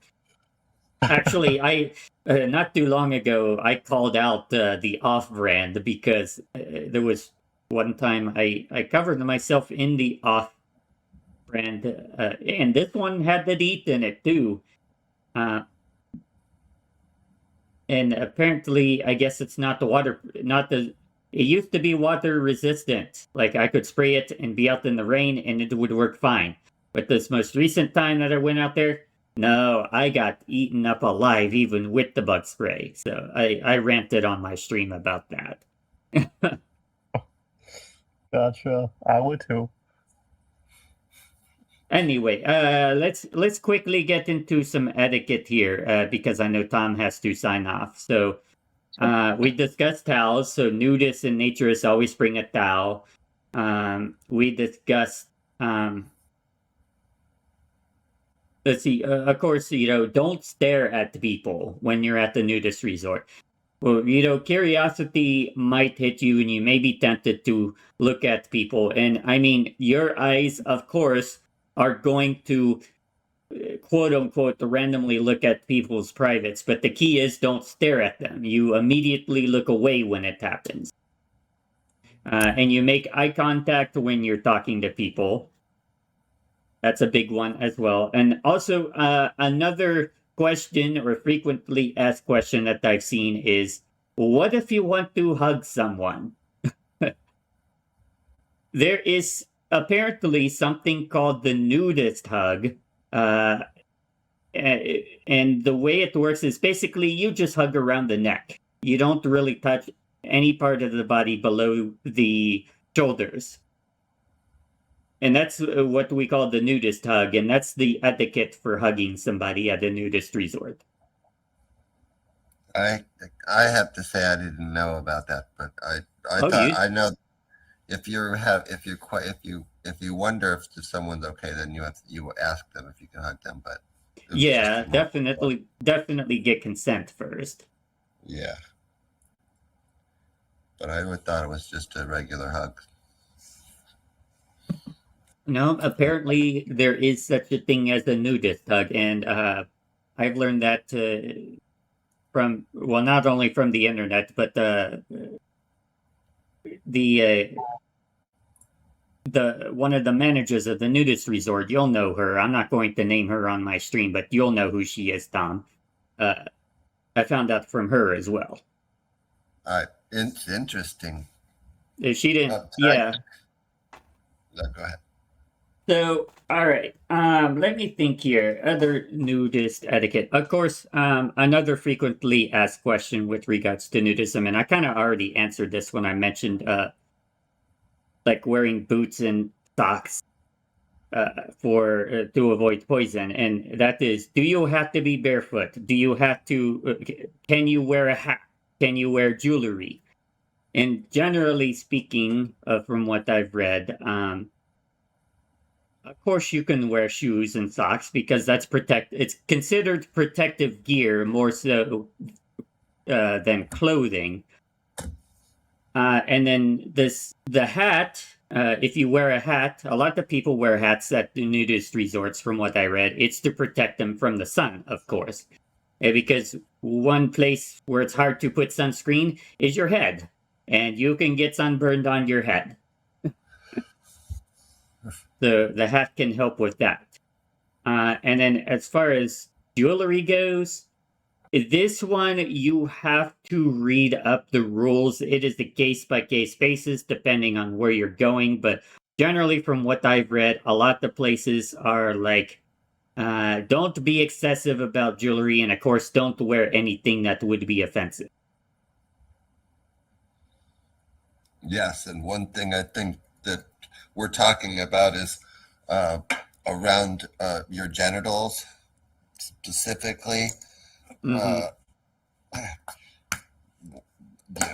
Having all this big fancy jewelry, like bringing attention to those private body parts, makes it sexual, and it is very frowned upon.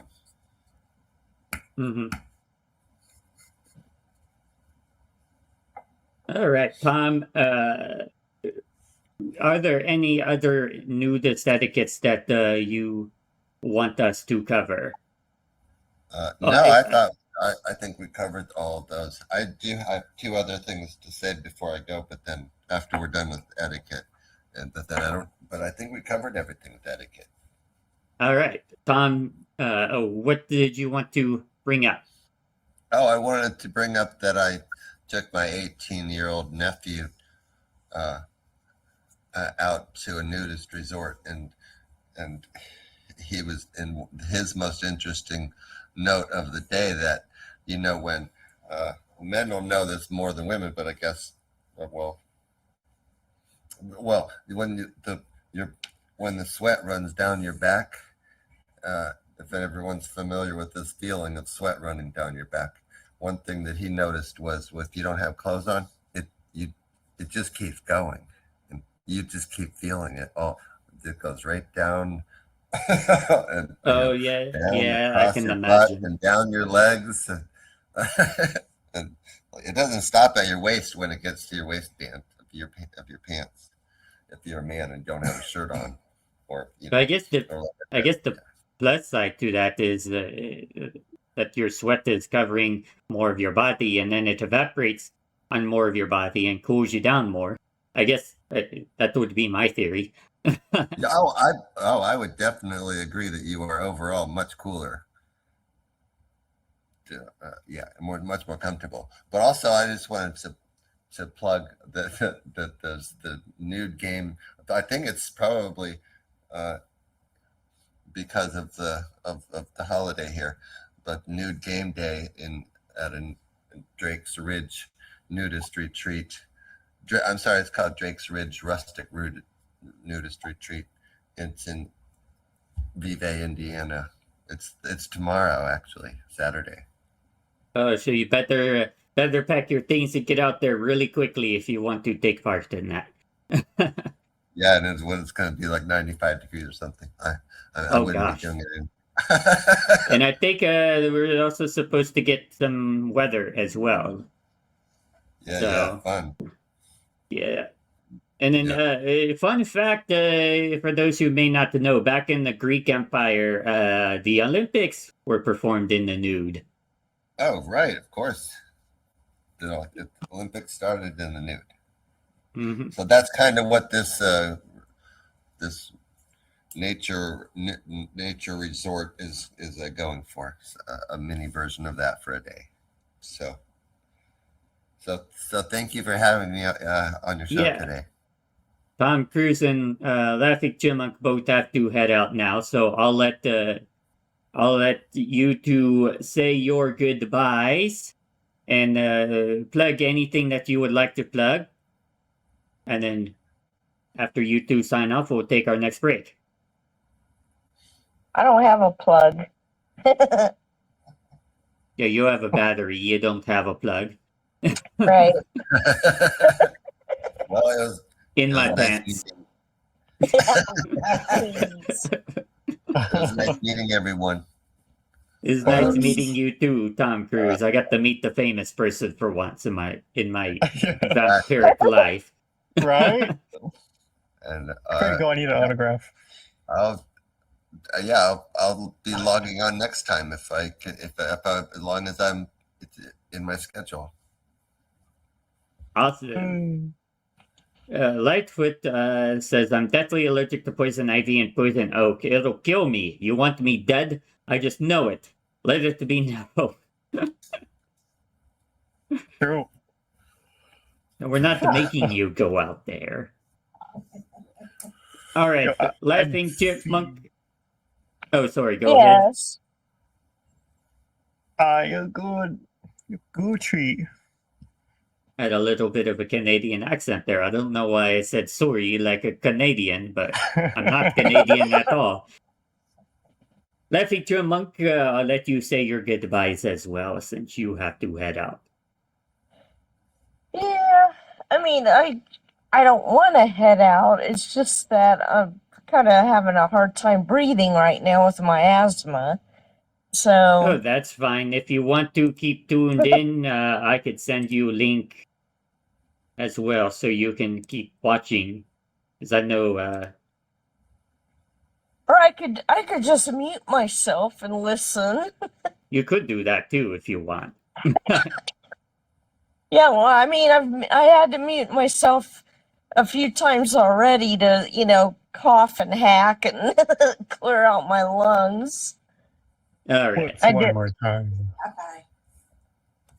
So, yeah, I'll just go ahead and say goodbye. I'll go ahead and mute myself and listen to you guys until the show ends. All right. Take care, Tom Cruise and Epic Jimmick, and we'll see you next time. All For right. everybody, for, Bye. I'm signing for off. all right. Bye. For everybody else, we're going to take our next break, and then we're going to get into our last segment of today's show, which is trivia. Everybody, stick around.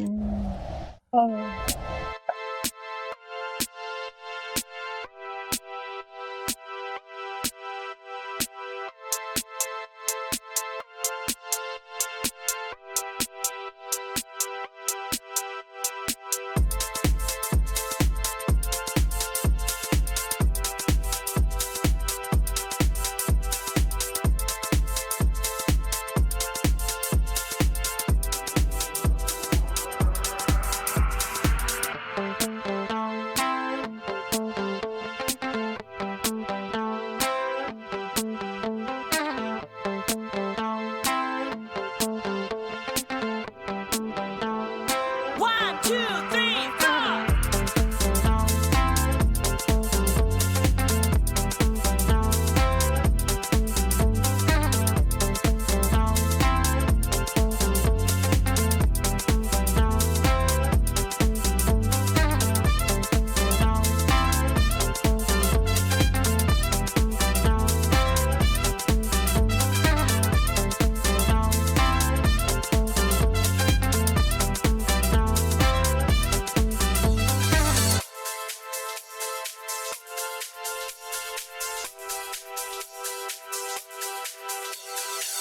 The bass.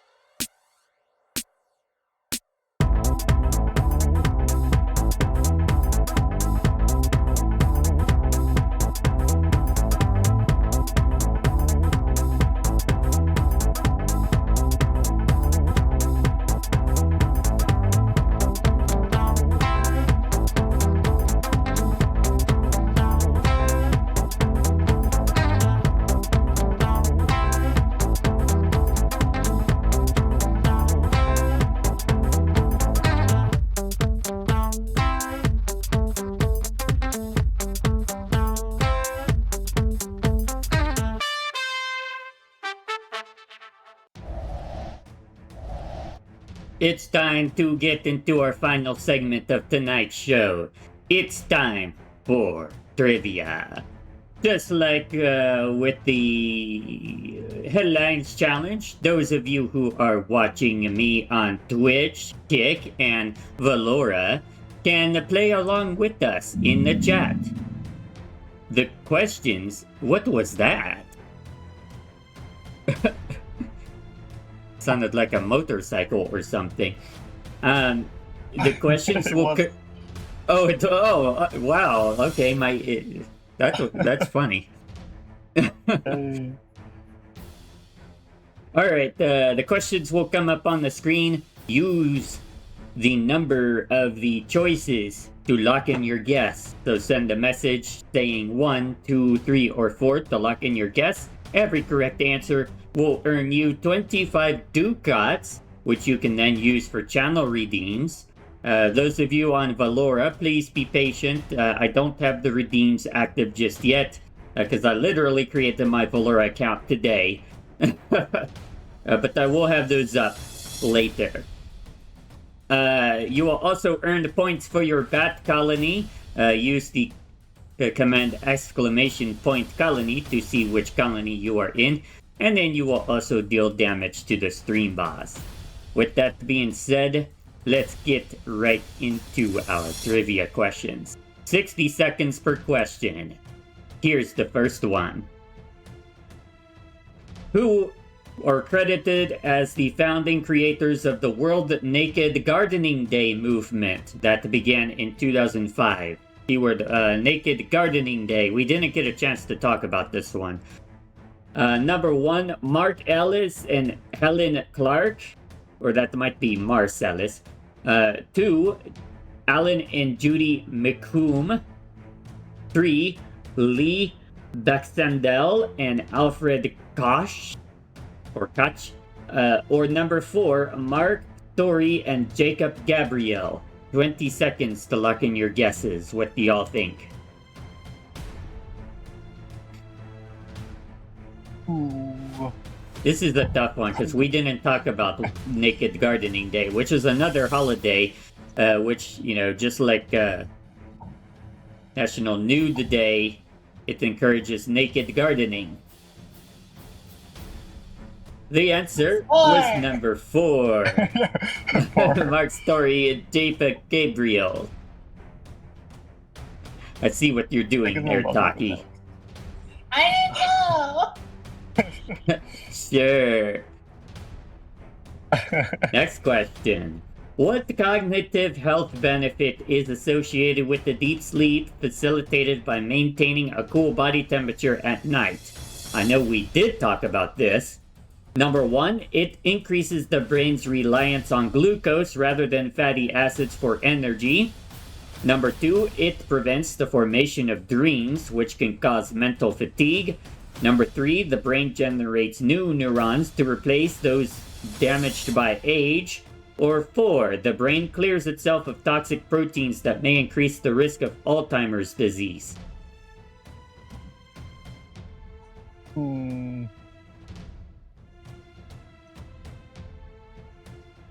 Wasn't it the neurons or something? I can't remember.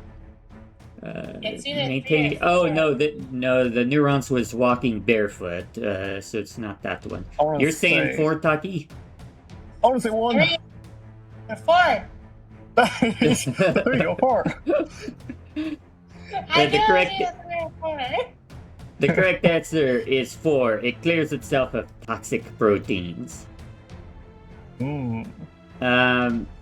Give me 1 second here. I forgot what the letter that was. Oh, that was K. Okay. The letters help me turn off those questions.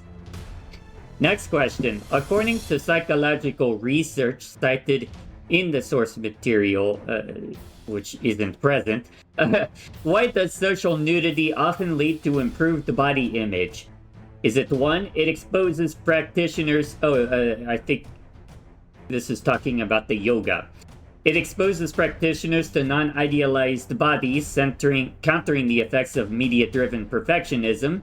Number 2, it helps individuals hide the physical flaws through the use of shadows in natural settings.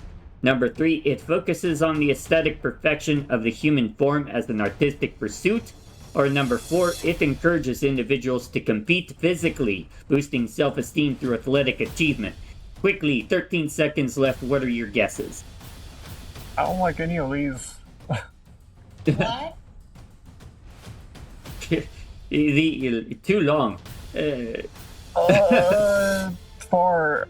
I should have gone with my. I should have gone with my original. The answer was number I didn't say 1. I don't know if you heard it. It did not come through, unfortunately. Or it did, but I thought you said 4, so. These are charlatan.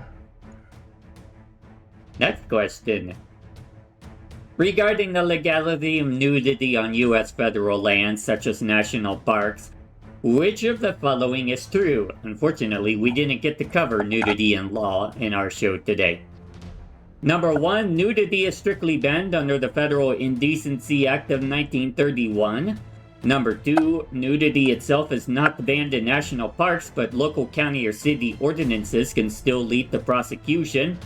Number 3, federal law protects nudity only in states that have already legalized it.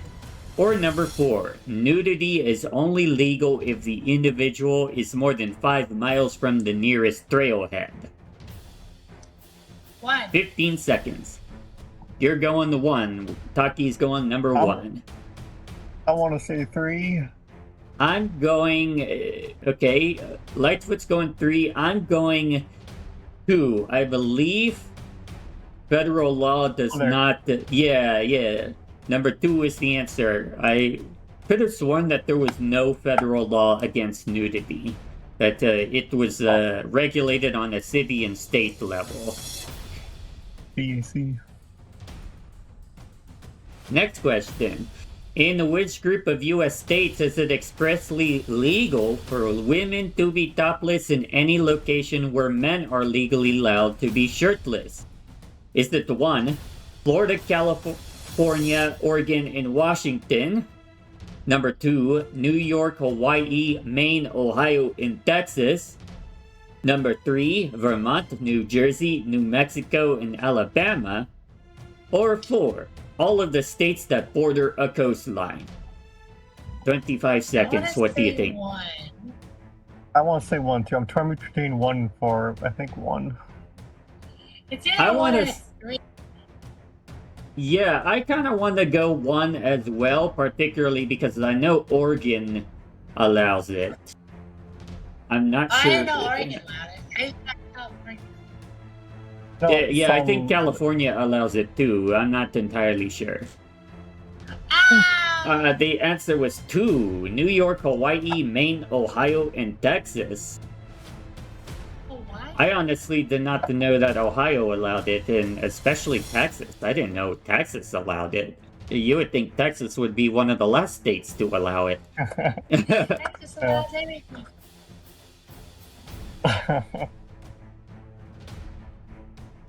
What is the primary purpose of the towel rule in naturist etiquette? We talked about this. Number 1, know to this one. provide a quick way to cover up if non-naturists enter the area. Number 2, to signal to others that the individual is open to starting a conversation. Number 3, to mark a participant's territory on a crowded beach or at a resort. Or 4, to maintain hygiene when sitting on shared surfaces. 4. I like Yeah. 4. I also like the idea of like some kind of mating ritual type of thing. That's why I was laughing at number 3, like marking your territory. What? Are we going back to the Stone Ages of humanity? I like the idea of you could just tuck your towel in and that just tells everyone, I'm ready to have a conversation. Right? I have a towel. I want to talk with you. Booga booga. Don't forget to bring a towel. Towel-y. The answer, of course, was 4, hygienic purposes. Next question. How does sleeping at the lower skin temperatures, such as when sleeping naked, impact the body's metabolic function? I don't know if we talked about the metabolic function. Number 1, it slows the metabolic rate to conserve energy during the night. Number 2, it triggers the storage of white fat to insulate against the cold. Number 3, it increases the production of brown fat, which burns blood sugar to generate heat. Or number 4, it decreases insulin sensitivity by reducing the activity of brown adipose tissue. 13 seconds. What is your guesses? I have no idea. I kind of I'm want gonna to say say 4. 3. I'm Yay! better. He's Yeah, I heard cheating. Taki get in the 3. You're kind of quiet, but I did hear the 3. Taki got it. Next question. When celebrating World Naked Gardening Day, what protective measures do safety experts recommend despite the naked theme? Number 1, wearing thin silk robes to prevent insect bites while remaining mostly nude. Like silk robes are going to do anything for mosquitoes. Number 2, wearing protective gloves, sturdy footwear, and sunscreen. Number 3, using a layer of mud on the skin as a natural barrier against the sun. Or number 4, restricting gardening to nighttime only to avoid all sun exposure.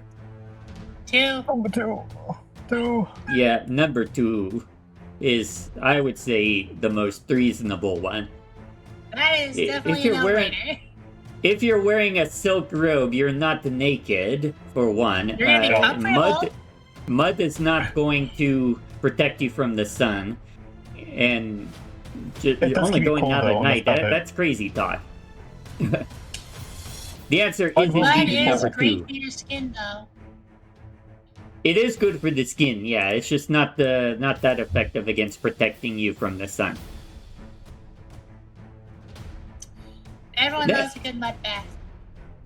In Such a the thing. context of Vivestra Yoga or Nude Yoga, what is cited as the primary spiritual and physical benefit of the practice? Number 1, it is practiced primarily to showcase the physical results of long-term training to others. Number 2, it removes the sense of restraint from clothes, promoting freedom and connection between the body, mind, and spirit. Number 3, it allows practitioners to perform complex poses that are impossible with clothing. Or 4, it specifically focuses on increasing core body temperature to burn more calories. 2. Yeah, I remember we talked about this one. I believe it's 2. Numero 8 dos. seconds for those playing with us on stream. Playing Time in is your up. pants. And the answer is indeed 2. Yay. Yeah! Yay. Next question. How does skin-to-skin contact, such as when sleeping with a partner, benefit emotional health? Number 1, it increases levels of oxytocin, which helps to reduce stress and anxiety. Number 2, it prevents the brain from entering REM sleep, ensuring the body stays physically alert. Number 3, it reduces levels of adrenaline, allowing for a deeper state of hibernation. Or number 4, it stimulates the release of melatonin to artificially induce sleep cycles. Oh no. I'm going Oh, number no. 1 on this one as well. Number 2 is just crazy talk. We're talking about sleeping. Number 3 sounds plausible. Number 4, melatonin is not an artificial sleep inducer. That's a natural sleep inducer. Yep. And the answer is indeed number 1. Hey. And the trivia time continues. According to Florida state law, in what classification of offense is the unlawful exposure of sexual organs in a vulgar or indecent manner categorized? I don't know why we're specifically targeting Florida, but okay. Number 1, Class A non-criminal infraction. Number 2, misdemeanor of the first degree. Number 3, felony of the third degree. Or number 4, misdemeanor of the second degree. I have no idea. We did not talk about this. Oh, I think I feel know like why it's it... just a misdemeanor. I was thinking of Yeah. this, which one? Yeah, first or second degree is the question. I 10 think because seconds. it's in a vulgar manner, I think it's 2. Second degree. Okay. I think it's. No, Second no, degree. 2, first degree. He's Oh, going number out 2. first. Okay, I see what you're saying. Yeah, number 2 is the answer. Misdemeanor of the first degree is correct. Rigged. And I think I know. Okay, now I think I know why we are targeting Florida. It's because I had an article about nude beaches that we didn't cover. So the trivia generator is pulled a question from that, probably. Gotcha. National Nude Day, observed on July 14th, originally grew from a comedic stunt on a television program in which country? Number 1, France. Number 2, the United States. Number 3, Germany. Or number 4, New Zealand. France. I think I remember us covering this towards the beginning of the show. I think it was number 4, New Zealand, if I recall correctly. I know But the committing stunts involving being nude just feels like something France would do. So we're both like a seems to be New Zealand. But I could see Germany doing that too. Yes.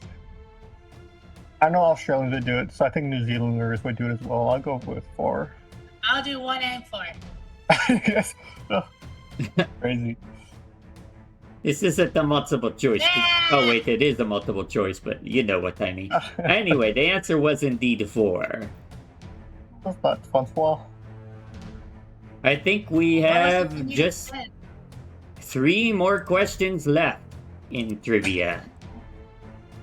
What is unique about the legal status of public nudity in the state of Oregon compared to many other U.S. states? Number 1, it is only legal if the individual is actively participating in a designated religious ceremony. Number 2, it is legal only during the 24-hour period of National Nude Day. Number 3, it is protected as a form of free speech under the state constitution. Or number 4, it is strictly prohibited on all public and private lands visible from the street. What do you think is unique about Oregon? I think I remember reading an article about how Oregon is the place to go if you want to hike nude. So my intuition is going 3 on this one. Honestly. Yeah, 3. 3 seems right. Yeah, it is indeed a 3. We have 2 questions left. Woo. It broke. Hey. Oh no. Okay, hang on. We'll fix this. Let's see. For individuals, $1 million question. it's okay. So it's one. It's not showing up on screen, but let's see. For individuals, wait, is it showing up in the chat though? No. Okay. Give me 1 second here. For individuals participating in outdoor nude activities, what is the recommended protocol for applying sunscreen to ensure maximum protection? Is it 1, apply it immediately before sun exposure and reapply every 4 hours? Is it 2, only apply it to sensitive areas like the face and shoulders to allow vitamin D absorption? Number 3, apply it 30 minutes before going outdoors and reapply every 2 hours. Or number 4, apply it once daily before sunrise and use a minimum SPF of 15. 1? At At least I do 1. I think 30 minutes before, so I think also 1 is. Apply it before sun exposure and then every 4 hours? I think I'll go with 30 minutes before. Gotcha. So that would be number 3. And that is the answer. Apply it 30 minutes before sun exposure and reapply every 2 hours. And then let's see if we can get... Cheating! You can't prove it! You can't prove it. It's not a screen, so it's not true. Yeah. hang on. I could... Here, I'll show you. So, it is... you just changed it. Right here, for individuals participating in outdoor nude activities, the correct answer, right here, apply it... Oh, damn it. Okay, but anyway. It's there. I believe. I believe. Yay. Last question. Research on the frequency of attending naturist events suggests that the psychological benefits reach a ceiling after approximately how many events per year? Number 1, 20 events per year. Number 2, there is no ceiling. The benefits increase indefinitely with more exposure. Number 3, 5 events per year. Or number 4, 50 events per year. So this is talking about the benefits of going to naturist events. Plateau. After going to how many events per year? I think there's no ceiling to You too. No ceiling. do it as much as you like. I mean, to me personally, it would be, I think, if I were to do it, it would be number 3. I think I would get burned out after 5 events per year, but that's just me. Number 1 is the answer, apparently. 20 events per year, so apparently there is a plateau. Says who? Weak. Interesting. Weak-willed. Alright, that concludes trivia time. And that concludes the TGIF show. So we're going to go ahead and say goodbye to Taki and Lightfoot as well. Give yours. We'll start with Taki because you're about to go live here shortly. Give yourself social plugs. Tell everybody where they can tune in to see you live. I stream live on Twitch 3 times a week. 8 p.m. Pacific Standard Time. I'm about to play Assassin's Creed 4 Remaster. Taki Aquatic on all platforms. Come if you like VTubers and Squid Girls and big titties. In my pants. I was going to make a joke about the Assassin's Creed, you know, us talking about Nude Day, and here you're already playing with 2 asses. Assassin's Creed. Also, I'm in the middle of a thing. We're working towards getting my 2.0 model done, so if you tune in, awesome. It'd be great help.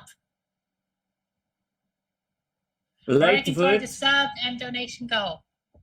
Yeah. Support. Go join Taki in her stream shortly in about 20 minutes to support her. And Lightfoot, give your social plugs for us if you could. Yes, I'll do it too, I guess. So, you can find me, I guess, you wonderful Lightfoot. You can find me on Twitch as LightfootV. You can find me on YouTube as LightfootMV. That is M as in Michael, V as in Victor. And you can find me on the little TikToks as Eotain, spelled I-0-T-A-N. Very fun, all that jazzy nonsense. I am not streaming as often as I used to, but I plan on getting back into it more soon. So expect to see a lot more of me, rather like in the near future, I suppose. Woo! Awesome. And then, of course, I am Orkata. You can learn more about me at my website at orkata.life, including some of the types of streams that I do. You can find me on Twitch, Kick, and YouTube. And now, Valora. So, Valora is the new platform that I just added to my roster. Let's see, what else was I going to say? I typically stream on Fridays and Sundays from 8 to 10 p.m. Eastern Daylight Time. Unfortunately, due to work, I can't really stream that often. So be sure to check me out then. With that being said, any last words before we sign off the TGIF show? Orkata is trying to kill me with poison ivy and poison oak. You heard it here first. I am not. I'm not putting you out there in the woods to get killed. I mean, I could if I wanted to, but I'm not. I would. In Minecraft, but I'm not going to. Well, we know you would, Taki. Of course, Taki would. Yeah, right. We'll see. If I disappear, it's Okada's fault, and probably more than likely Taki's fault. in reality. No, Talk- no. I pick exactly one of you, so no one would know. Taki's the one who actually did, who would probably actually do it, and then she would frame me for doing it. It would be Yes. it would be our version of Among Us. Who done it? I blew your Among cover, Us is on Taki. discount right now. I just saw. I say what? I saw on Steam they're doing a bunch of discounts right now for Among Us, and Among Us is one of them. Oh yeah, I think I saw that. All right. Oh, I think there's also like a some sort of TV show or something about Among Us that is coming out. Oh yeah, I heard about that. Yeah, I saw that too. That'll So be Isn't it on interesting. Netflix? I think it is a Netflix thing. Yeah. Shame. All right. I'm going to go ahead and sign off so that I can let Taki prepare for her stream and so that we can get some rest. So thank you everybody for tuning into today's TGIF show. Take care. Woo. Woo.